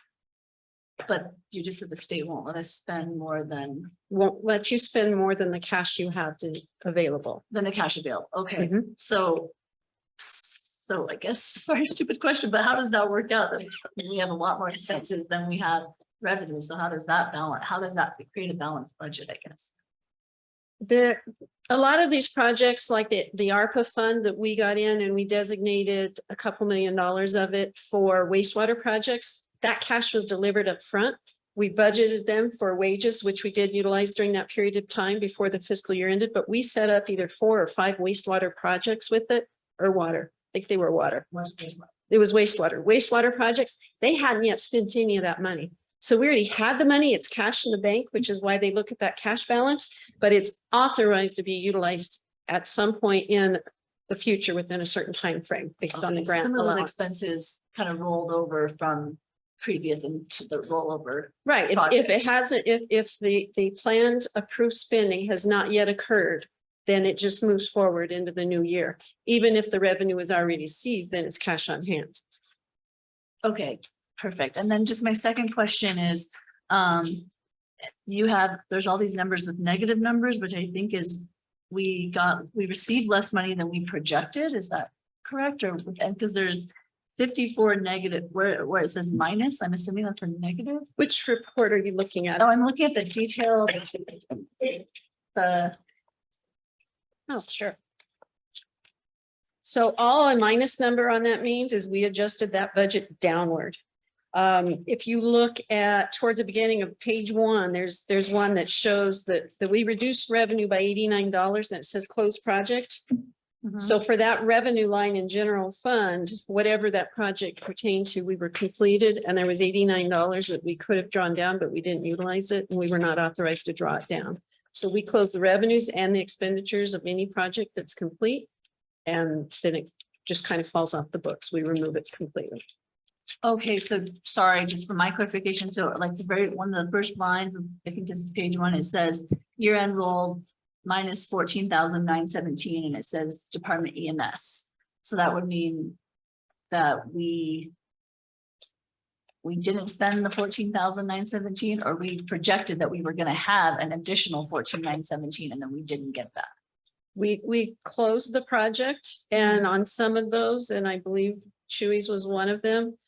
Then he came forth to reallocate those funds somewhere else. What happens on some of these, and I know the fire department had some of that. They had authorization, they had award money to buy certain products. They were able to buy them for less money. But in order to reallocate that money, we pull it off of that project. We get your authorization to move it to somewhere else, particularly when it's related to capital items. We reauthorize it to somewhere else. And there are times that we have grant awards that do not get fully expended because they're either very cumbersome, we couldn't get products, we couldn't do whatever the allowed uses were. Okay, that makes more sense. So we're just reallocating that money somewhere else. That doesn't mean we're in the red. No, it doesn't mean we're in the red. When it's a budget adjustment, it says minus. It just means we reduced that budget for one reason or another. Some of them could be just the grant ended. We didn't have time to expend it all and the grant ended. And we do have a few departments where it's hard to utilize that just because of if it's heavy onto the wage expenditure side, we can't fulfill all of our vacant positions. So we would, in that grant, we would reduce the revenue anticipated because the expenses weren't met. And then we close it out. Okay, that's super helpful because the only reason I really asked is because I counted them and there's 54 of those line items that show a minus. So that's kind of a lot, it seems like. So in theory, we had a lot of extra money that was put somewhere else. Well, not a lot of extra money, but money that was moved over somewhere. No, not necessarily. If if it came to the end of a grant and we had $10,000 that we hadn't spent, we hadn't drawn down, it just ends. We remove it from the books because we're no longer eligible to receive that money. Majority of our grant money is reimbursement basis. You have to spend it before you receive it. Okay. But if we're not able to, just like the ARPA one you guys approved tonight, where they did extend it, we hadn't yet utilized that. Okay. So if we hadn't gotten the authorization to extend from the grantor and from you, that money just stays with them. We close the project and we just goes don't off get the that books. reimbursement. We just don't get that. We just don't get that money. We didn't spend it. We also don't get reimbursed for it. Okay, great. That's really helpful. I was really confused on all those minus numbers. I kind of thought it meant we overspent that amount. And then I was like, oh, that seems like a lot of money we're in the red. No, it's just, we try to go through and get with departments and close as many older projects as we can because they'll roll year after year until that department deems that it's complete. We have to maintain that. And it does create a lot more clutter in there if they're not necessary at that, going forward. Okay, thank you for that Brian, explanation. do you have any questions? No, but I have a motion. Oh, wait a minute, she's not ready for motion yet. I got a question, $212 million expenses, is that all in 1 year? Or does that include debt service, bonds and everything else? That includes absolutely everything. It is what is authorized for this 1 year. The reality is though, the long-term projects, the police building is one that I can give you as an example. We will not complete that full expenditure by the end of the year is the expectation. That's why it's in a project and that's why you see the roll. So we take care of business as usual. We do everything that we can get done. The piece that's still remaining, as long as it's authorized in the award funding or however the money's set up, then it moves into the new year. And so that amount will reauthorize in the new year, but you don't have to specifically have a presentation on every item that isn't completed at the end of the year. We're allowed to just tell you it all still rolled forward. You're just re-upping your authorization without having to go through the nitty-gritty detail of 600 projects.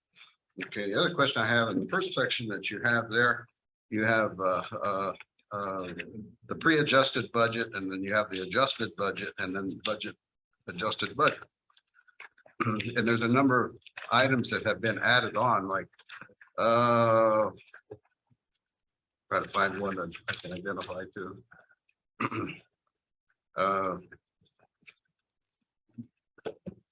Well, the attorney, that's salary. That's probably because we give an increase to salary for the attorneys. A lot of them show increase from the pre-adjusted to the adjusted. Well, like that transfers in 33,614,000. It increased 420,000 to $4 million. Are you looking at this The first detailed one? page of whatever this The is. budget adjustment request. Yeah, Yeah, so what that one is that one's at a much more detailed level and that's the primary one that you're certifying this evening that we give to the council. Yes, and all those transfer in and out adjustments, most of those are occurring when the budget rolls forward. A good example of that is when we have a loan, we transfer that money from the debt service fund, we transfer it into the loan fund. The way we have to report those loans, especially if they're the NMFA ones where we draw the money down, we just get it up front, which is how they're doing all of them right now. We don't recognize that cash until we are eligible to draw it down. So every month during the year, as we have spending, we show the loan amount going up, we take that money, we transfer it to the project fund. And so you see it just moving, and it's just a reporting requirement and how we have to do that. We also have transfers. I'm over here looking at all the pluses. Right. And all the transfers, and that's what you'll see on the little 2-page recaps, they net to zero. So all the money within the city that moves from one fund to another has to net to zero. So we move it, utility funds, when we start the year, all their big capital projects, their cash is transferred into their building funds, the 306, 307, whatever the appropriate fund is, because it's anticipated those are going to last longer than 12 months. And it makes it hard to manage your operational needs and to watch your spending when you've got so many different large items rolling through there in addition to your regular needs for operating. So we separate them out. So it's a little bit easier for the departments to manage and follow their dollars. Thank you, Patty. Okay, we're ready for a motion. Motion to approve resolution number R 2022-44, first quarter FY 2023 budget adjustments and report of actuals. Second. A motion and second, Alfred, would you take roll, please? Counselor Pelichick, Yes. Counselor Shaw, Yes. Counselor Garcia, Yes. Counselor Piano, Yes. Mayor Bonneguidi. Yes, motion carries. Thank you. And now backtracking from item number 5 to item number 4, which is the approval of the revised grant agreement for funding from the new law enforcement funds in the amount of $1,312,500 to be distributed over the next 3 fiscal years. Speaker on that is Chief. Mayor and Council, if you recall at our last city council meeting on October 11th, I presented this agenda item to you. And we discussed the amounts, the time limits, and our intent to use this $1,312,500 for new officers in terms of salary and benefits. Now, since then, I received a revised agreement for this funding on October the 18th. Everything remains the same as I stated before, other than the intent for this funding change in the agreement to recruiting and or retention regarding the use of funds. As we stated previously, there was some confusion, some ambiguity in regard to the agreement, the language in House Bill 68. And some departments were intent on contesting the use of this funding. So with that being said, Mayor and Council, and to cut to the chase, this new agreement is very conducive in regard to what we need for our department in terms of recruiting, stipends, and officer stipends. I've identified 3 categories in regard to this funding for these stipends, which would cover certified officers, officers currently in the academy, and new hire new hired officers, also known as recruits. Again, Mayor and Council, nothing changes in terms of the amount. The first initial amount would be, again, $750,000 for the first fiscal year. 375,000 for the next fiscal year. And the final amount being $187,500.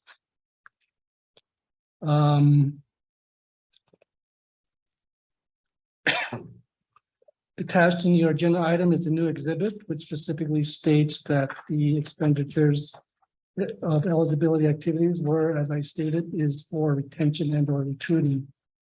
One of the last things I wanted to add was that this is only an agenda item for you to accept the revised agreement. After this acceptance, we will then begin to work on the plan or budget in regard to developing a stipend budget for the categories I just referenced. Be more specific with that. And that would be presented again for your consideration. With that, I stand for I stand for any questions, and just for the record, my recommendation states that acceptance of award, I need to add the word revised, acceptance of revised award for my recommendation of funding and the New Mexico Law Enforcement Fund in the amount of $1,312,500. And I stand for any questions. Council, any questions? I don't, oh, go ahead. I just want to, I'm very pleased to hear this, and I did hear this at a COG meeting we had earlier last week, and from another law enforcement office. So I was very excited to hear that they got it. So it's when the city manager said we were able to use it for retention. I think that's absolutely excellent, and our officers are most deserving of some incentive pay. And certainly, I hope we can use some for recruitment, maybe think of a new marketing strategy to get people to come and work for you. But all in all, I think it's a plus for our police force, so thank you. Thank you, Councilor. Thank you. Oh, you go. I agree with politics and just way overdue, and it's time to make time for the right reasons. So thank you for the accomplishments. Thank you. I would just, yeah, I was gonna say the same thing. I think this is so great that and thanks for the work to Mary Ann and to you, Chief, for getting this, because using it for recruitment and, retention bonuses for our current officers that are working so hard, I think is ideal, and it wasn't working the way they had it. So I'm really glad we have this amended to the state. So it's great. We'll give the city a lot of breathing room for the next 3 years. My understanding is that the first one that processed, I guess they filed complaints, I guess, about the first one. Not formal complaints, Mayor, Council, but sure. Anyway, anyway, it brought their attention, and bringing it to their attention definitely addresses our needs for sure. Absolutely. I commend the city manager for doing what they did. And Mayor and Council, I just want to say that the state was responsive to not only hearing it from us, but hearing from others. I was really pleased that they would actually listen to their constituents and make changes. That's great.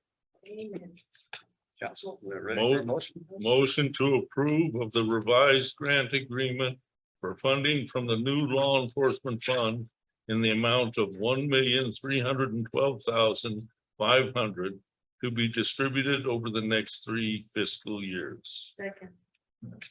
A motion, the second, Alvin, would you take roll?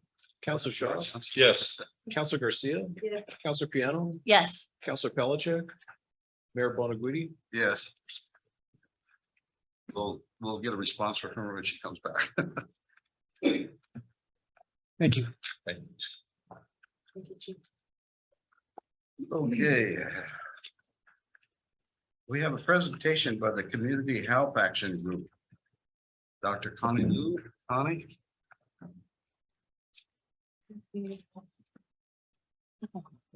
I will make my presentation brief.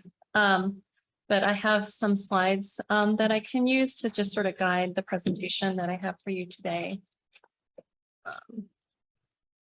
I'm going to start actually with not the, well, let's wait for it to open.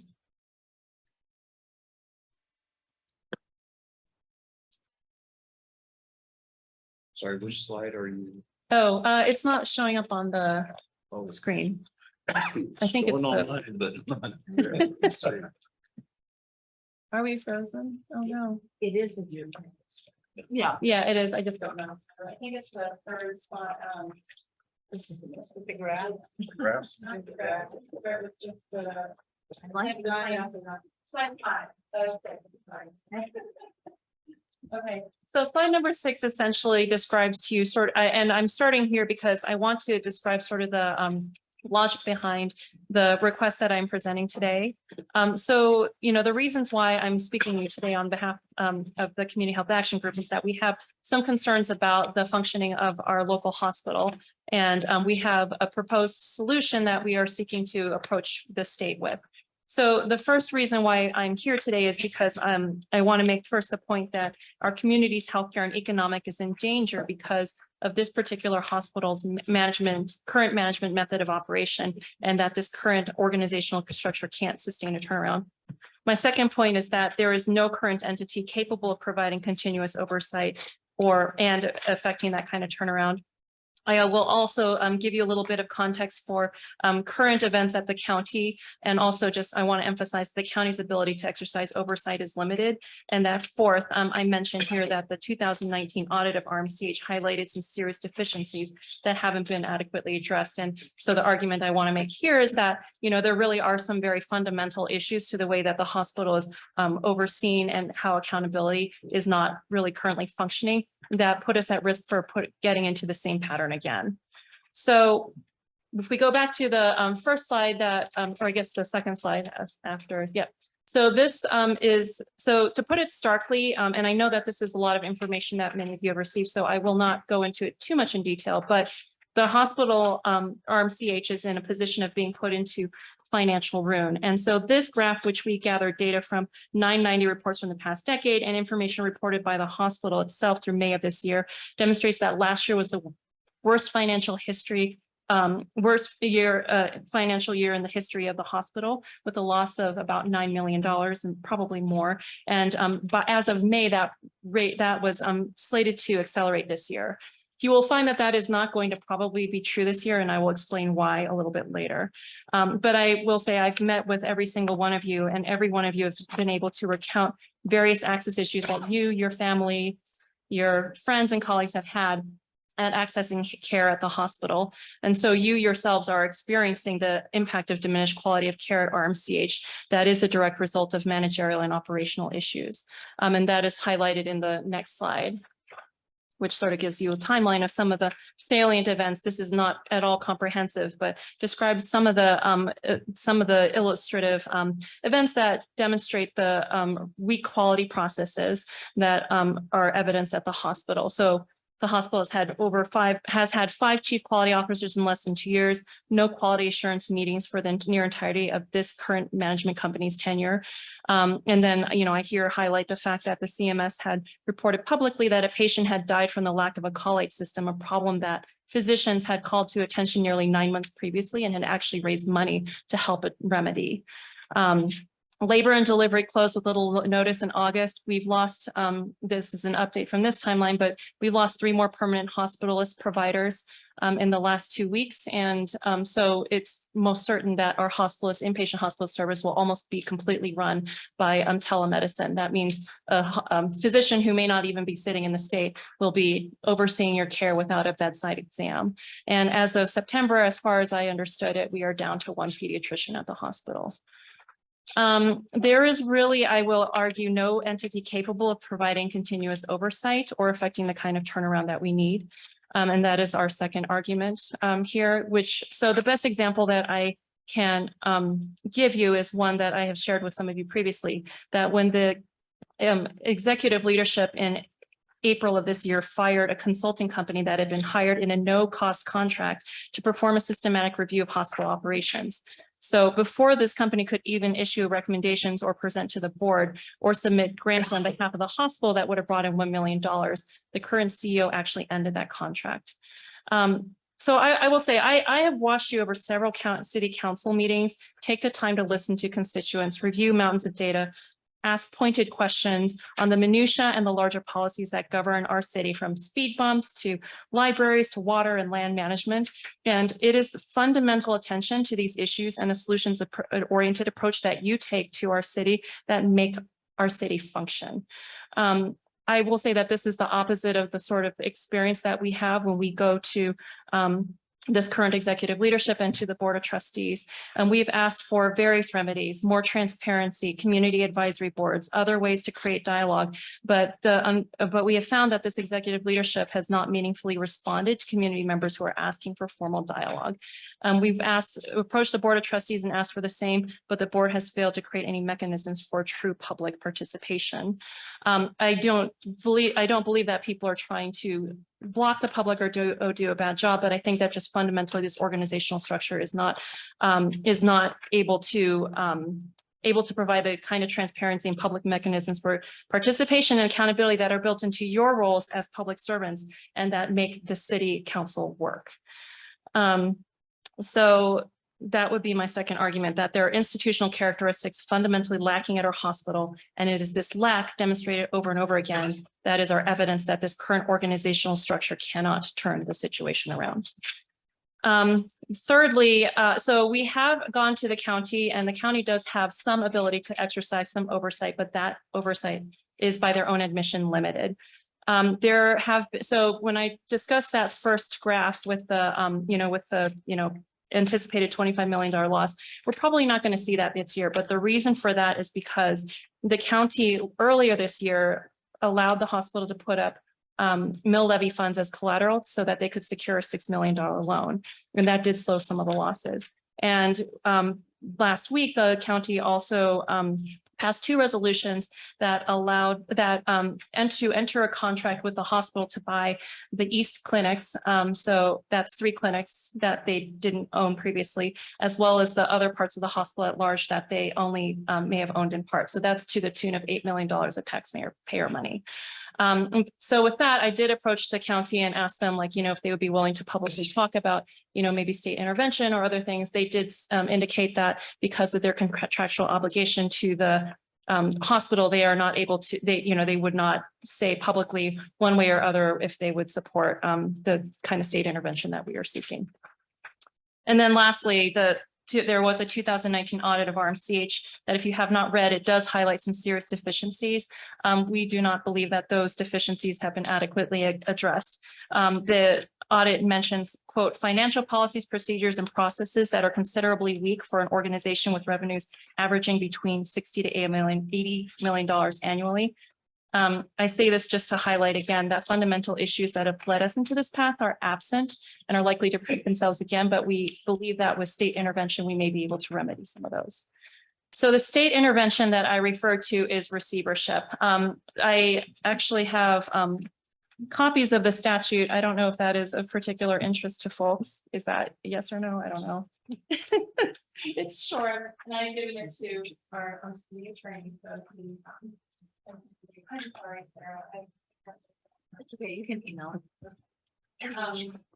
But essentially, there are 4 conditions under which the state, so the receivership is essentially a process where the Department of Health can request a court to appoint a receiver who is responsible for correcting the conditions under which that appointment was initiated. So there are 4 different conditions under which that can happen, and the condition that that we believe is relevant is actually the slide before. Sorry, Mr. Rubin.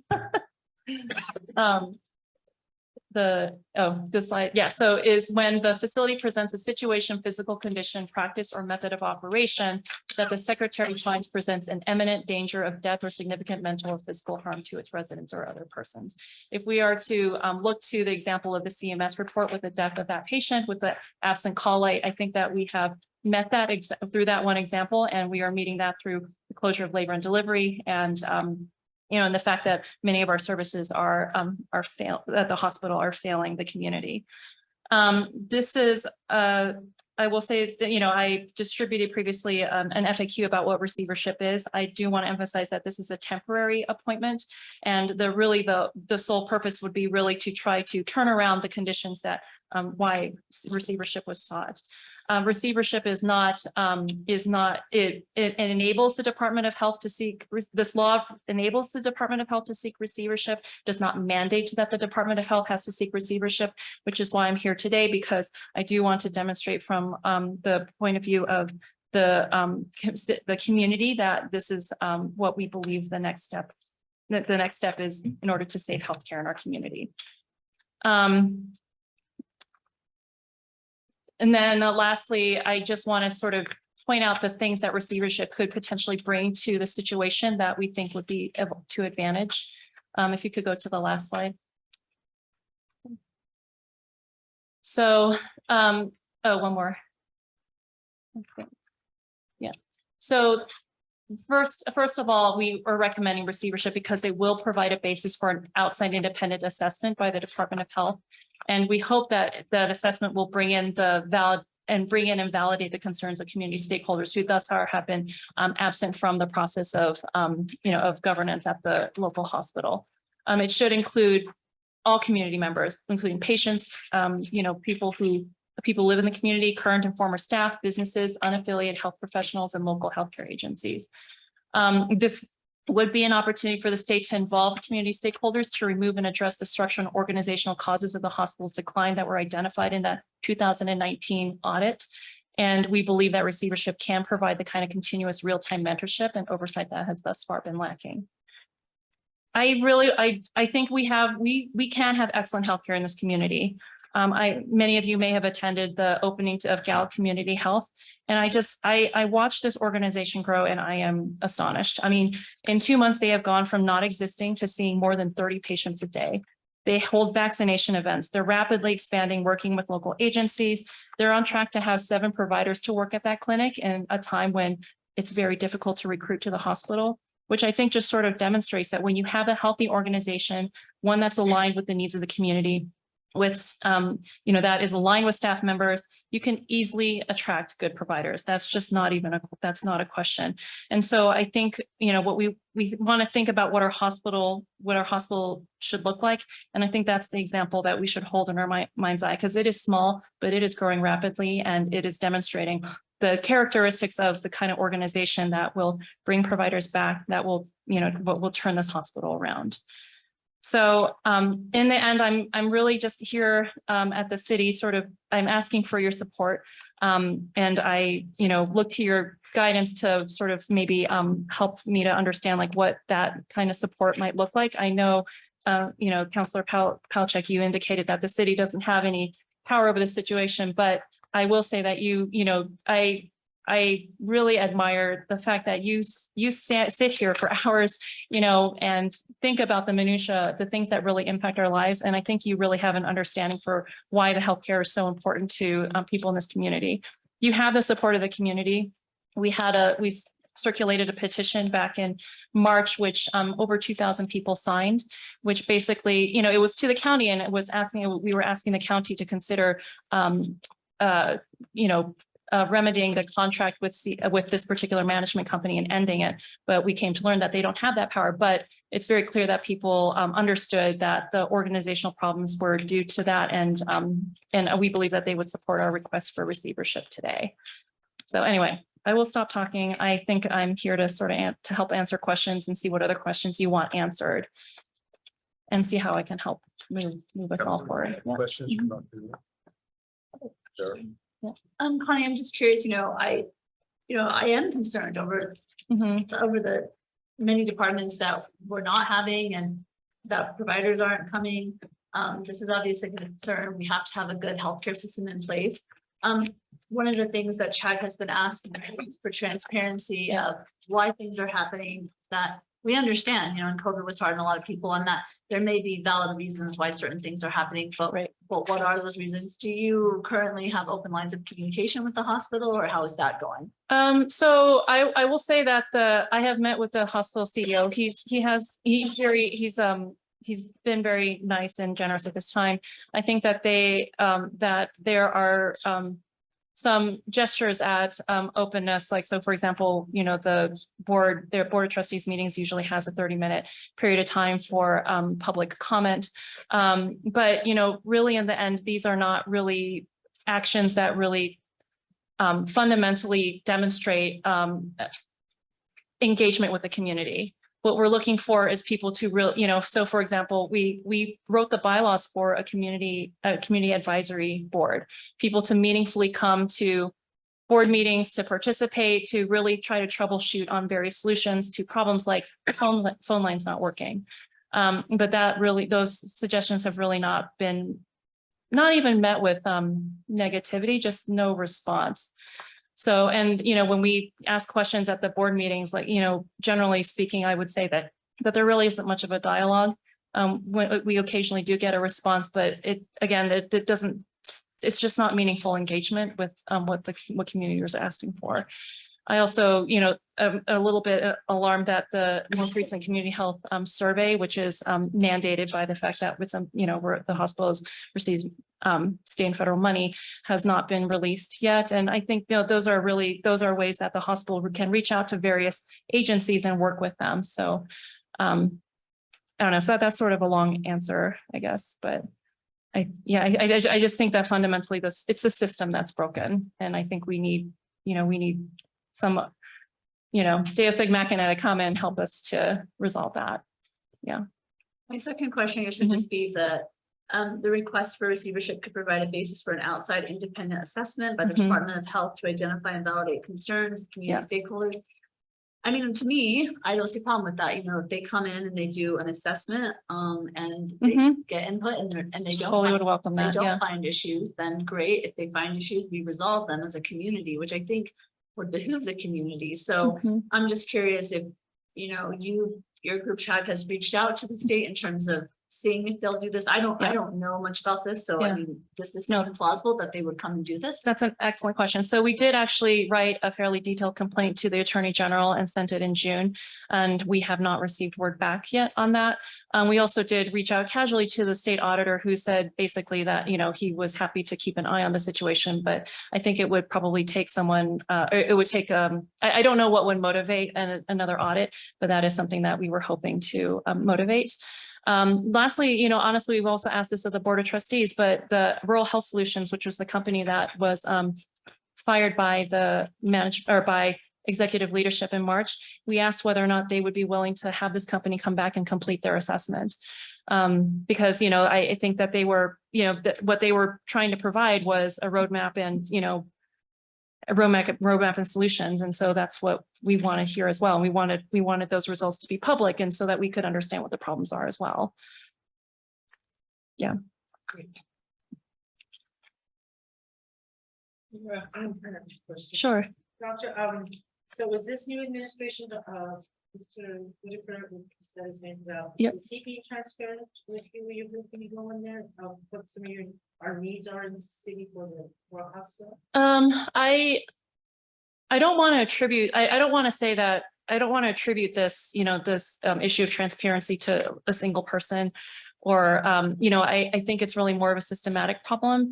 For example, there really is no consistency in what kind of financial information we can receive, the public receives.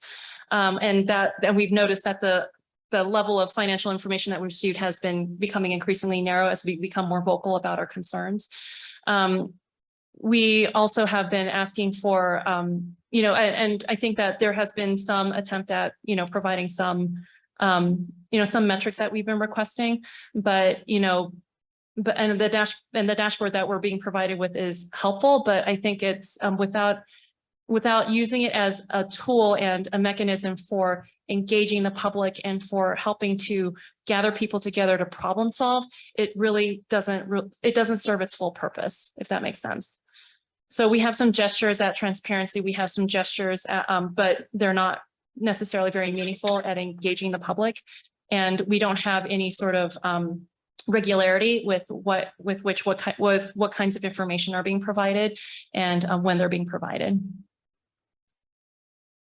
Yeah.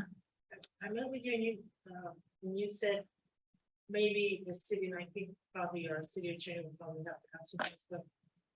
getting a letter of support to the state. Yeah. Can we, as a city, with mayor and council, draft up a letter and support? I will say, I don't expect that anything has to be binding, but I think that, you know, yeah. Mayor and council, typically when we've taken a stand on issues that aren't directly related to the city, we do it by way of resolution. Yeah. And so that would probably be the most effective method.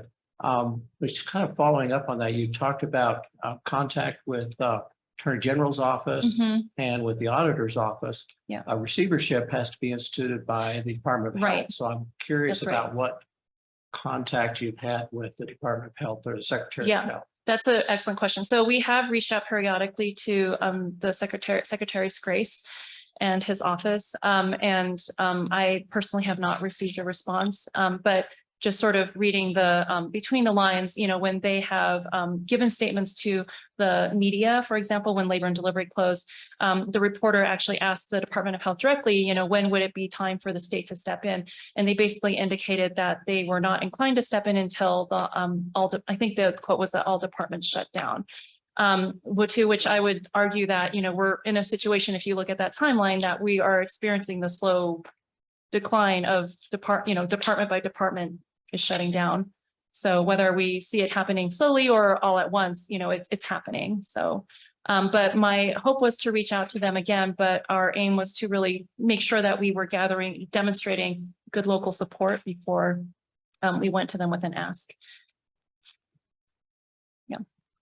And just to point out, and I think it's in your packet as far as what the standard is for receivership. It's a high bar that they have to meet. Yep. And it presents a situation, physical condition, practice, or method of operation that the secretary finds presents an imminent danger of death or significant mental or physical harm to its residents or other persons. So it's that's where the reluctance comes from, and that's kind of what we would need to incorporate into a resolution. Yeah.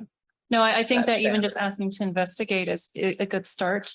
I did forget to mention that it's not new to the governor. She oversaw the receivership of of a nursing home in Clovis in 2004 when she was Secretary of Aging and Long-Term. And I think similar mechanisms are used for other agencies that are similarly failing. So the Department of Human Services recently had a special master come, which is, you know, to oversee the distribution of medical and food-related funds to individuals and families in the state because it was not being done in a just fashion.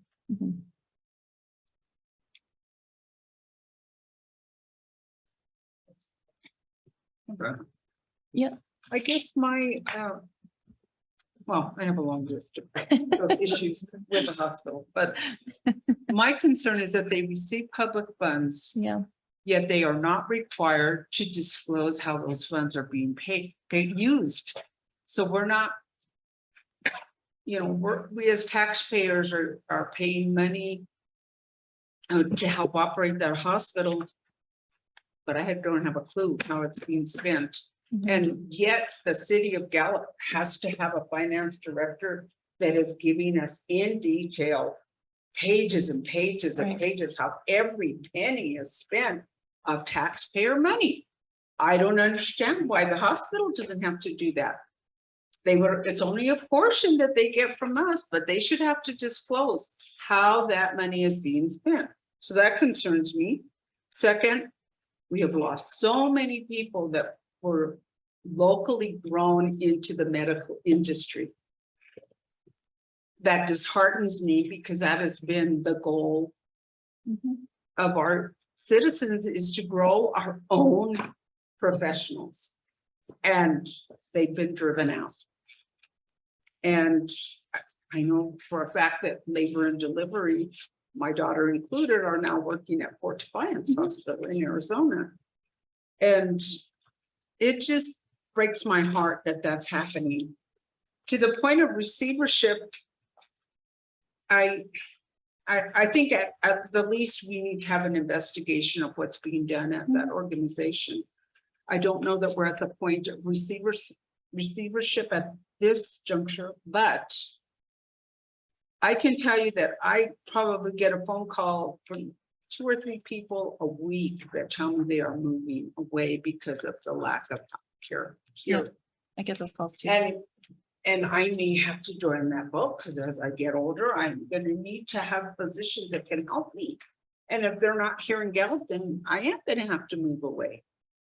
And so we are at a point where we need to at least offer some sort of support to this organization. At least they haven't given up. That we really need to work. We've got to make our healthcare industry better in Gallup, New Mexico. It's not working the way it is. And at this point,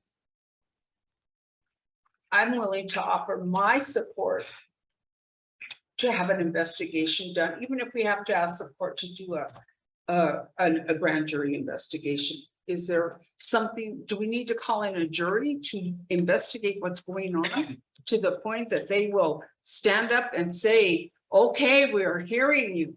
Something is wrong here.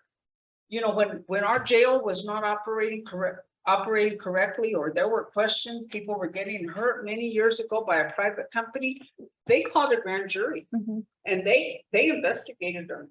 And if it has to be criminal charges made against some of the people, then maybe that's what we gotta do. Maybe we got a petition to get a grand jury to investigate if we cannot get the state to hire their own investigators to look at this hospital. It cannot go on like this. We can't. I'm We happy can't to let it go explore on. any avenues that you may, yeah, because I just, yeah. I think we all share your concern. So anyway, I really appreciate you taking the time to listen. I know this is not directly under your jurisdiction, but I think that I think that you're all very effective public servants and speak for the community well, so I appreciate that. I just want to say one other thing. You know, I agree. I think that, you know, nobody wants to go against the hospital. We don't want to see the hospital fail. We want to see the hospital succeed, but it comes to a point where it's challenging because you're put in a place where Counselor Palachuk said, you know, people are leaving town, doctors are leaving, and what is it? You have to look at that. And I think you have to look at yourself in the mirror and say, yes, I want the hospital to succeed. I think there are great people at the hospital, but at the same time, are we going to wait till 4 more departments close, 5 more departments close, and then step in? Like, we can't, I mean, and I'll just be honest, I still don't know what's happening with the phone system. I call, I leave messages, no one calls me back. I don't know. I mean, and I'm not trying to joke around. It is what it is. And maybe there's an answer to that. And maybe, and I hope there is. I hope there's an answer. The hospital's taking steps, and that's great. But then the public needs to be made aware of what those steps are that they're doing to make that, because I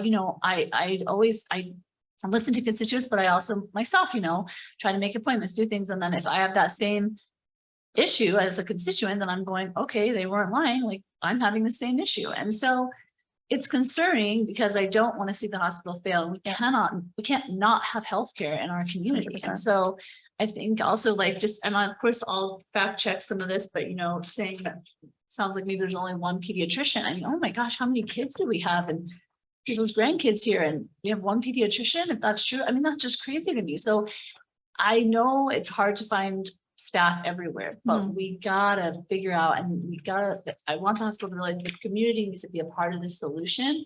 And I want to support that, like Fran said, because I think we need to figure out a way to, and ultimately if there's an investigation done and they find ways to make it better, then that's what we want at the end of the day, is to ways to make it better.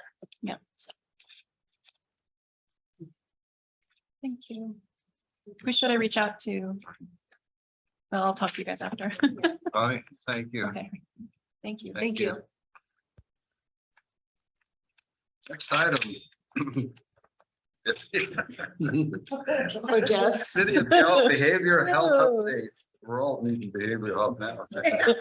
We all need behavioral health. Mayor and Council, Deborah Martinez, City of Gallup Behavioral Health. I also have our evaluator, Cindy Sockerman, who's been in the community over 10 years, and I'll kick it off to her in a second. She's really helped us. I call her honorary Gallupian. She's brought in millions of dollars in behavioral health dollars to our community. So we really value her support, her services, and She's got some things to explain to you in our behavioral health department, so I'll kick it over to you, Cindy. Good evening, Mayor and Council.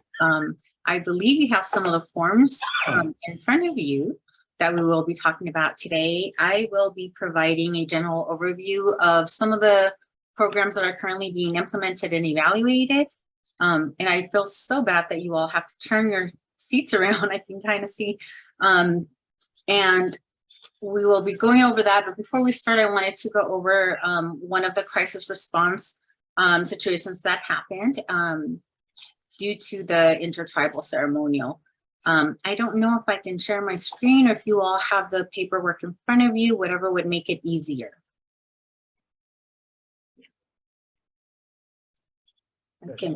You can share. Okay. So I'll be sharing PDFs and excuse my busy screen. Oh, some of the information is not viewable right now. But I think in general, I wanted to just make sure that you all were aware that you have this document in front of you. It really talks about the crisis response that took place in less than 20 hours after the intertribal event happened. I work with a lot of people. The Behavioral Health Division is one of them. So I was able to mobilize them as well as the Office of Peer Recovery and the 988 campaign in collaboration with the city, and mostly a lot of late nights with Deborah. We were able to implement a variety of services out there that were needed. And that included mobilizing different departments, which included UNM Division of Behavioral Health Services, the Integrated Wellness Medical Reserve Corps, the Office of Peer Recovery. We really wanted to send an entire group down there to support the community through the crisis that was taking place. In addition to that, they provided grounding sessions, so breathing sessions. Paula, contractor through the PARD, provided AccuDetox, and so did the Integrated Wellness and Medical Reserve Corps. UNM also provided some grounding sessions. We worked really closely with Mr. Larry Foster to provide a healing ceremony that took place both in person and via Zoom. And in addition to that, we're able to recruit 14 Native American behavioral health clinicians who provided talking circles for the community members while during the event. I'm hoping that some of this information will start. Okay, good. So within here, you'll see the AccuDetox taking place with first responders. You'll see all of the recipients that received services during the crisis response. This is the partial team of both therapists, peer support workers, city employees who were helping out 988. I work doing a lot of 988 trainings as well. So I was able to mobilize that group to have t-shirts so that it was a united front that was providing the support. And I know the city helped with making name tags for everybody. We really wanted this group to be supportive and recognized throughout the event. So they were all out providing therapy, grounding sessions, and AccuDetox the entire week that the ceremonial took place. And I know Deborah had her hands really busy taking everybody around and making sure that they were providing services throughout the city. And here's some more folks getting some AccuDetox and some grounding. You'll see there's some images that show the healing ceremony that took place, which we did stream live as well. So it just gives you a little bit of information. I know everyone's tired, so I will try to move fairly quickly. The next program that I want to talk to you a little bit about is the LEAD program. It should pop up in a sec, hopefully. And the LEAD program is a law enforcement assisted diversion program. It really works with and trains law enforcement officers on identifying and being able to respond to clients that are in need of behavioral health services, case management, substance use, might have some substance use issues, and also are presenting with low-level crime. So a lot of that normally is associated to behavioral health. And so the goal is really to stop the revolving door into the judicial system and into the emergency departments. They pair the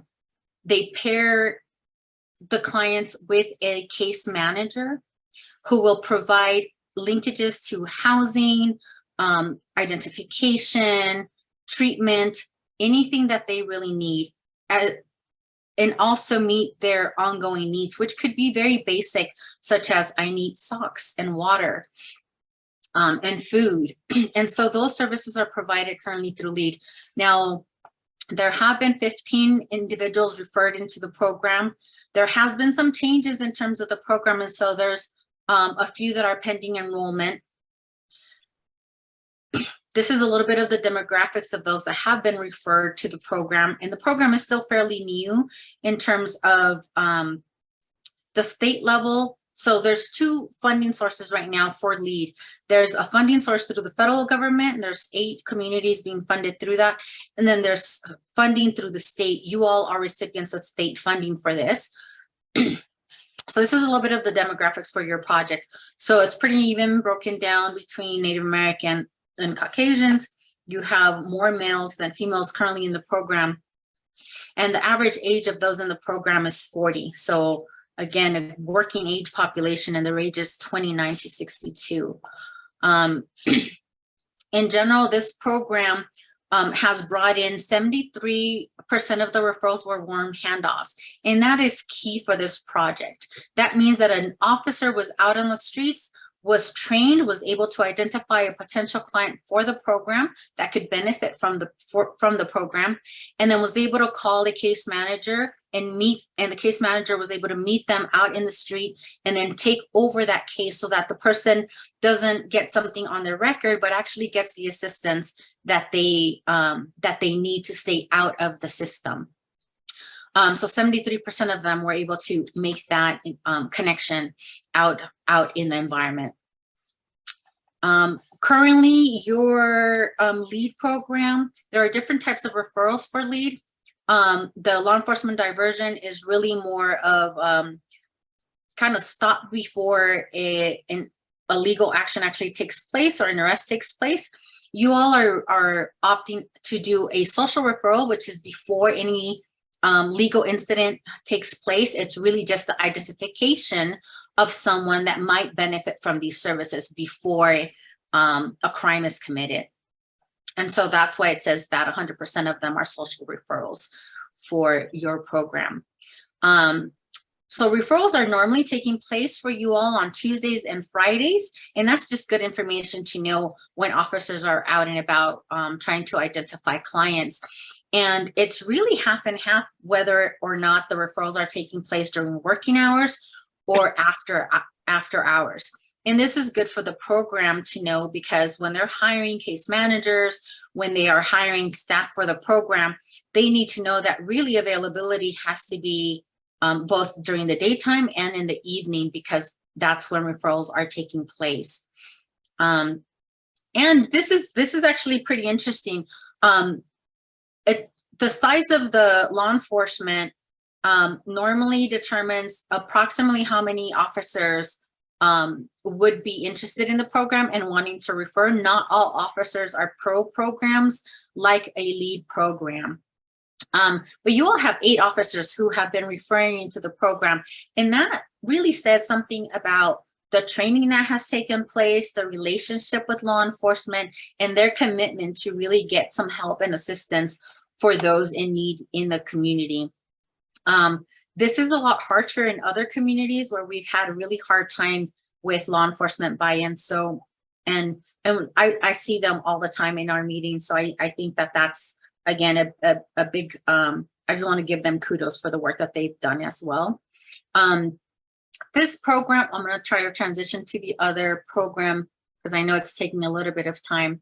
But this program, this LEAD program, actually works with a PCG or a policy coordinating group and an operational work group. And the benefit of that is that it's not one or two staff people making decisions. It's really an entire group. The PCG is a group, and I know that we have council member that attends our meetings and is very active in the LEAD program as well. So this group actually has a voice in the policies. Who would be accepted into the program? Who could be denied? Who do we consider? What types of services are offered? So this policy coordinating group has a very strong voice as to how this program is not only implemented, coordinated, and modified over time. And then the second part of that group is this operational work group, which is more folks that are within the system, have interactions with the clients, might be part of a housing program and sees the client.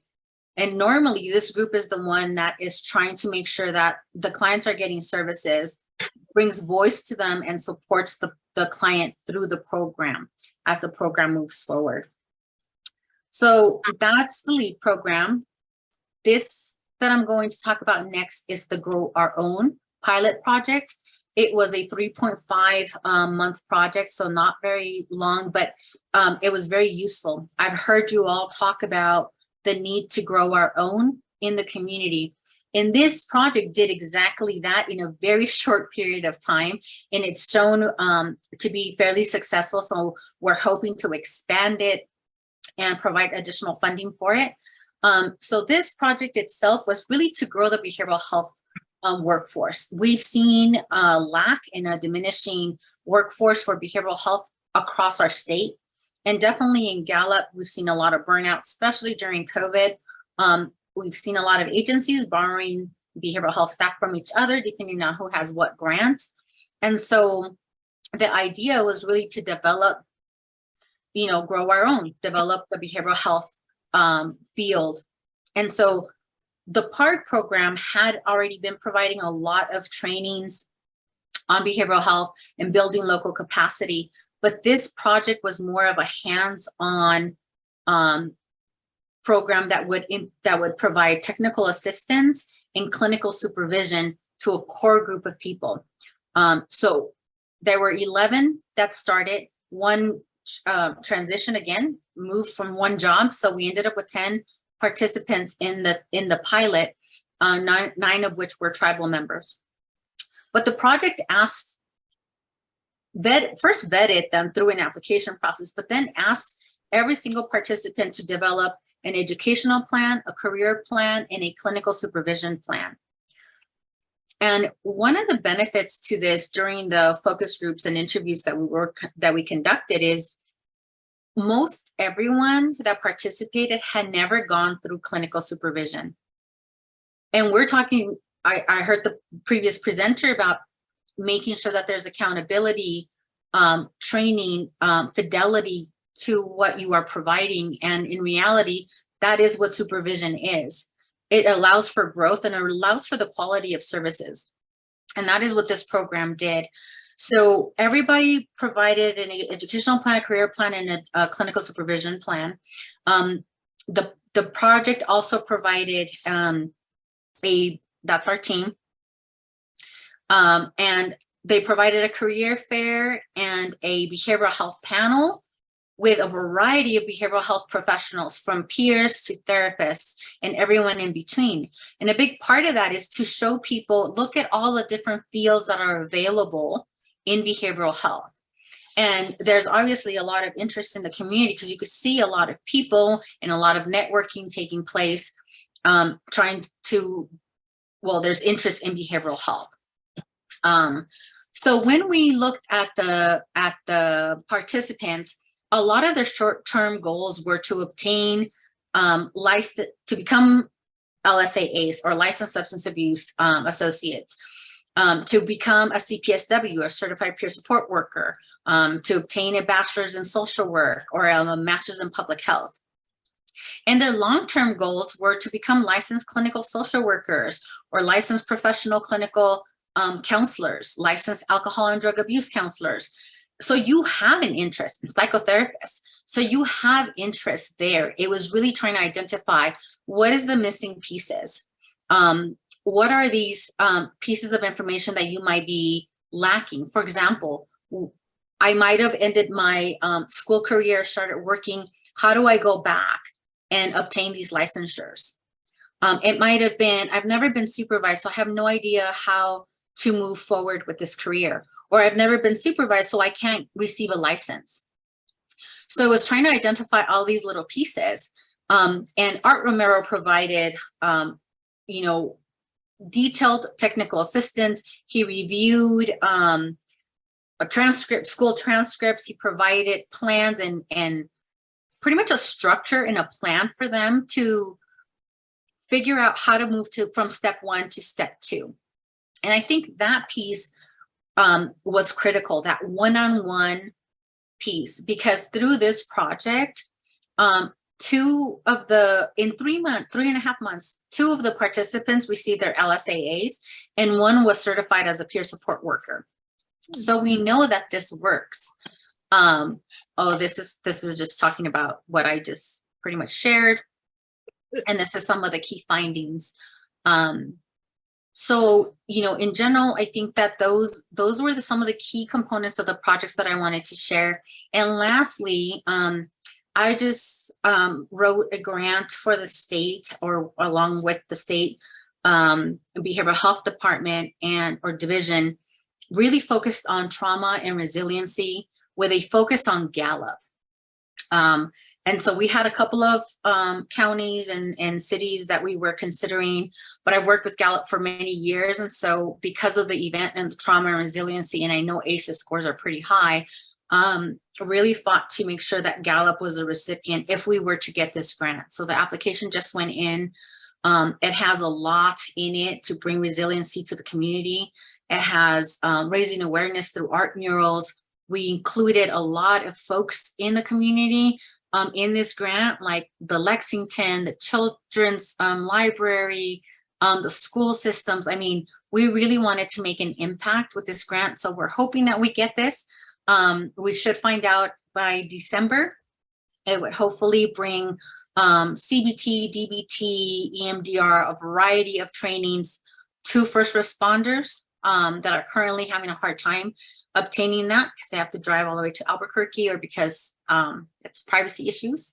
Also bringing in leadership conferences for youth and youth engagement activities, and a lot of local more capacity building, like how to do your own healing circles instead of bringing people from the outside to do that work. So I will pass it on to Deborah.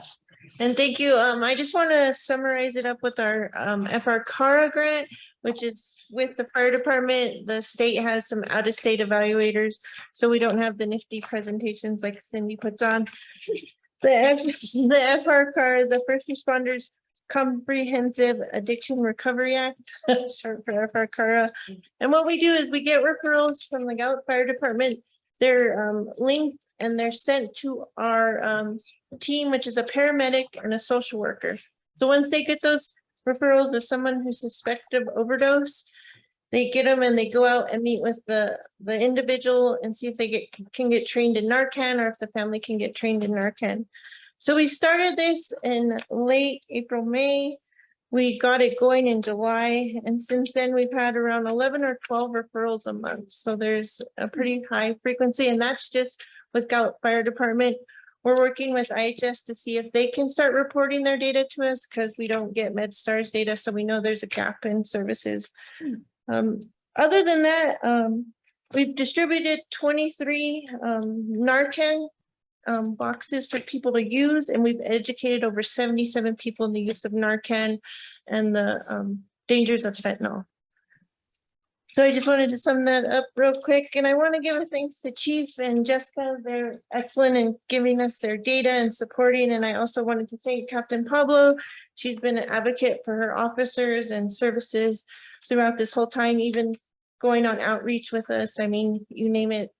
These guys have been great partners for the behavioral health team. So I stand for any questions. Any questions for them? I'm not gonna ask any questions. I'm brain dead. Great job. I just want to say, I want to thank you and Cindy both for all the work that you do. Cindy captures all the numbers and data, and the picture tells 1,000 stories. So I love that about Cindy. So Cindy, thank you. And then Deborah, you're always willing to try something new. And that's what we need. We need innovative people trying to find ways to attack the substance abuse issues in our community. So I applaud you for that. And I just want to say kudos and great job. Thank you, Mayor, Council, and I couldn't, without our contractors, our staff, and Nicole has recently left, but she's been a big part of a lot of this, other things that you see, like with the wellness hotel. I mean, there's a lot of work that's been done, and we have a lot of good partnerships. I mean, we work with everyone. We hosted different things with the county, Gallup New Medical. We like to be involved in everything. So we're here and we're willing to help. And I don't know how she does it all. I see her everywhere. White hair. Didn't have this before. Just- Yeah, thank you. Thank you. Well, I think that finishes the agenda. Comments by the public on non-agenda items. Have we had any calls? Alfred? No call, sir. No calls, okay. Comments by the mayor and city council. I'm gonna let the city councilors make the comments tonight. I'll start with Fran. And I have no comments. I'm tired, I'm afraid. I get up at 5:30 every day, so I'm wiped out already. Mike? Just thank you to the city staff for all they do. They keep this city running and we're proud of them. They do a fantastic job. Thank you all.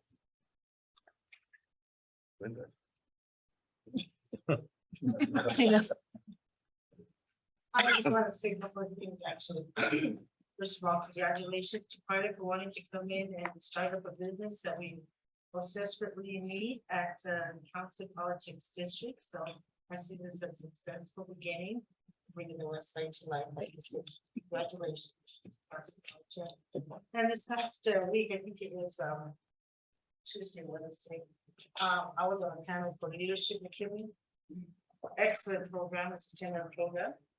There's somebody out in the audience, so I want to congratulate her to the committee. She was one of the, they're the ones with her group that did the mural for the hours, and they're gonna continue with their group.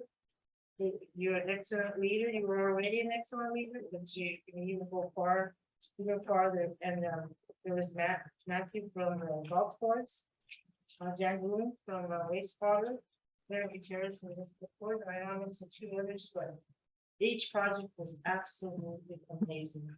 So I just want to congratulate you on what you did. That's awesome. Congratulations. Good job. Sure. I want to. I'll just say that there's a lot going on with trunk or treat. So if you have kids, I can't remember all of them. I posted on my personal Facebook. I'll post it on my council page. I put together about 11 flyers of photo collages that I found of just different trunk or treats throughout the community. I know McKinley County Schools is having one this Friday from I think it's like 3:30 to 5.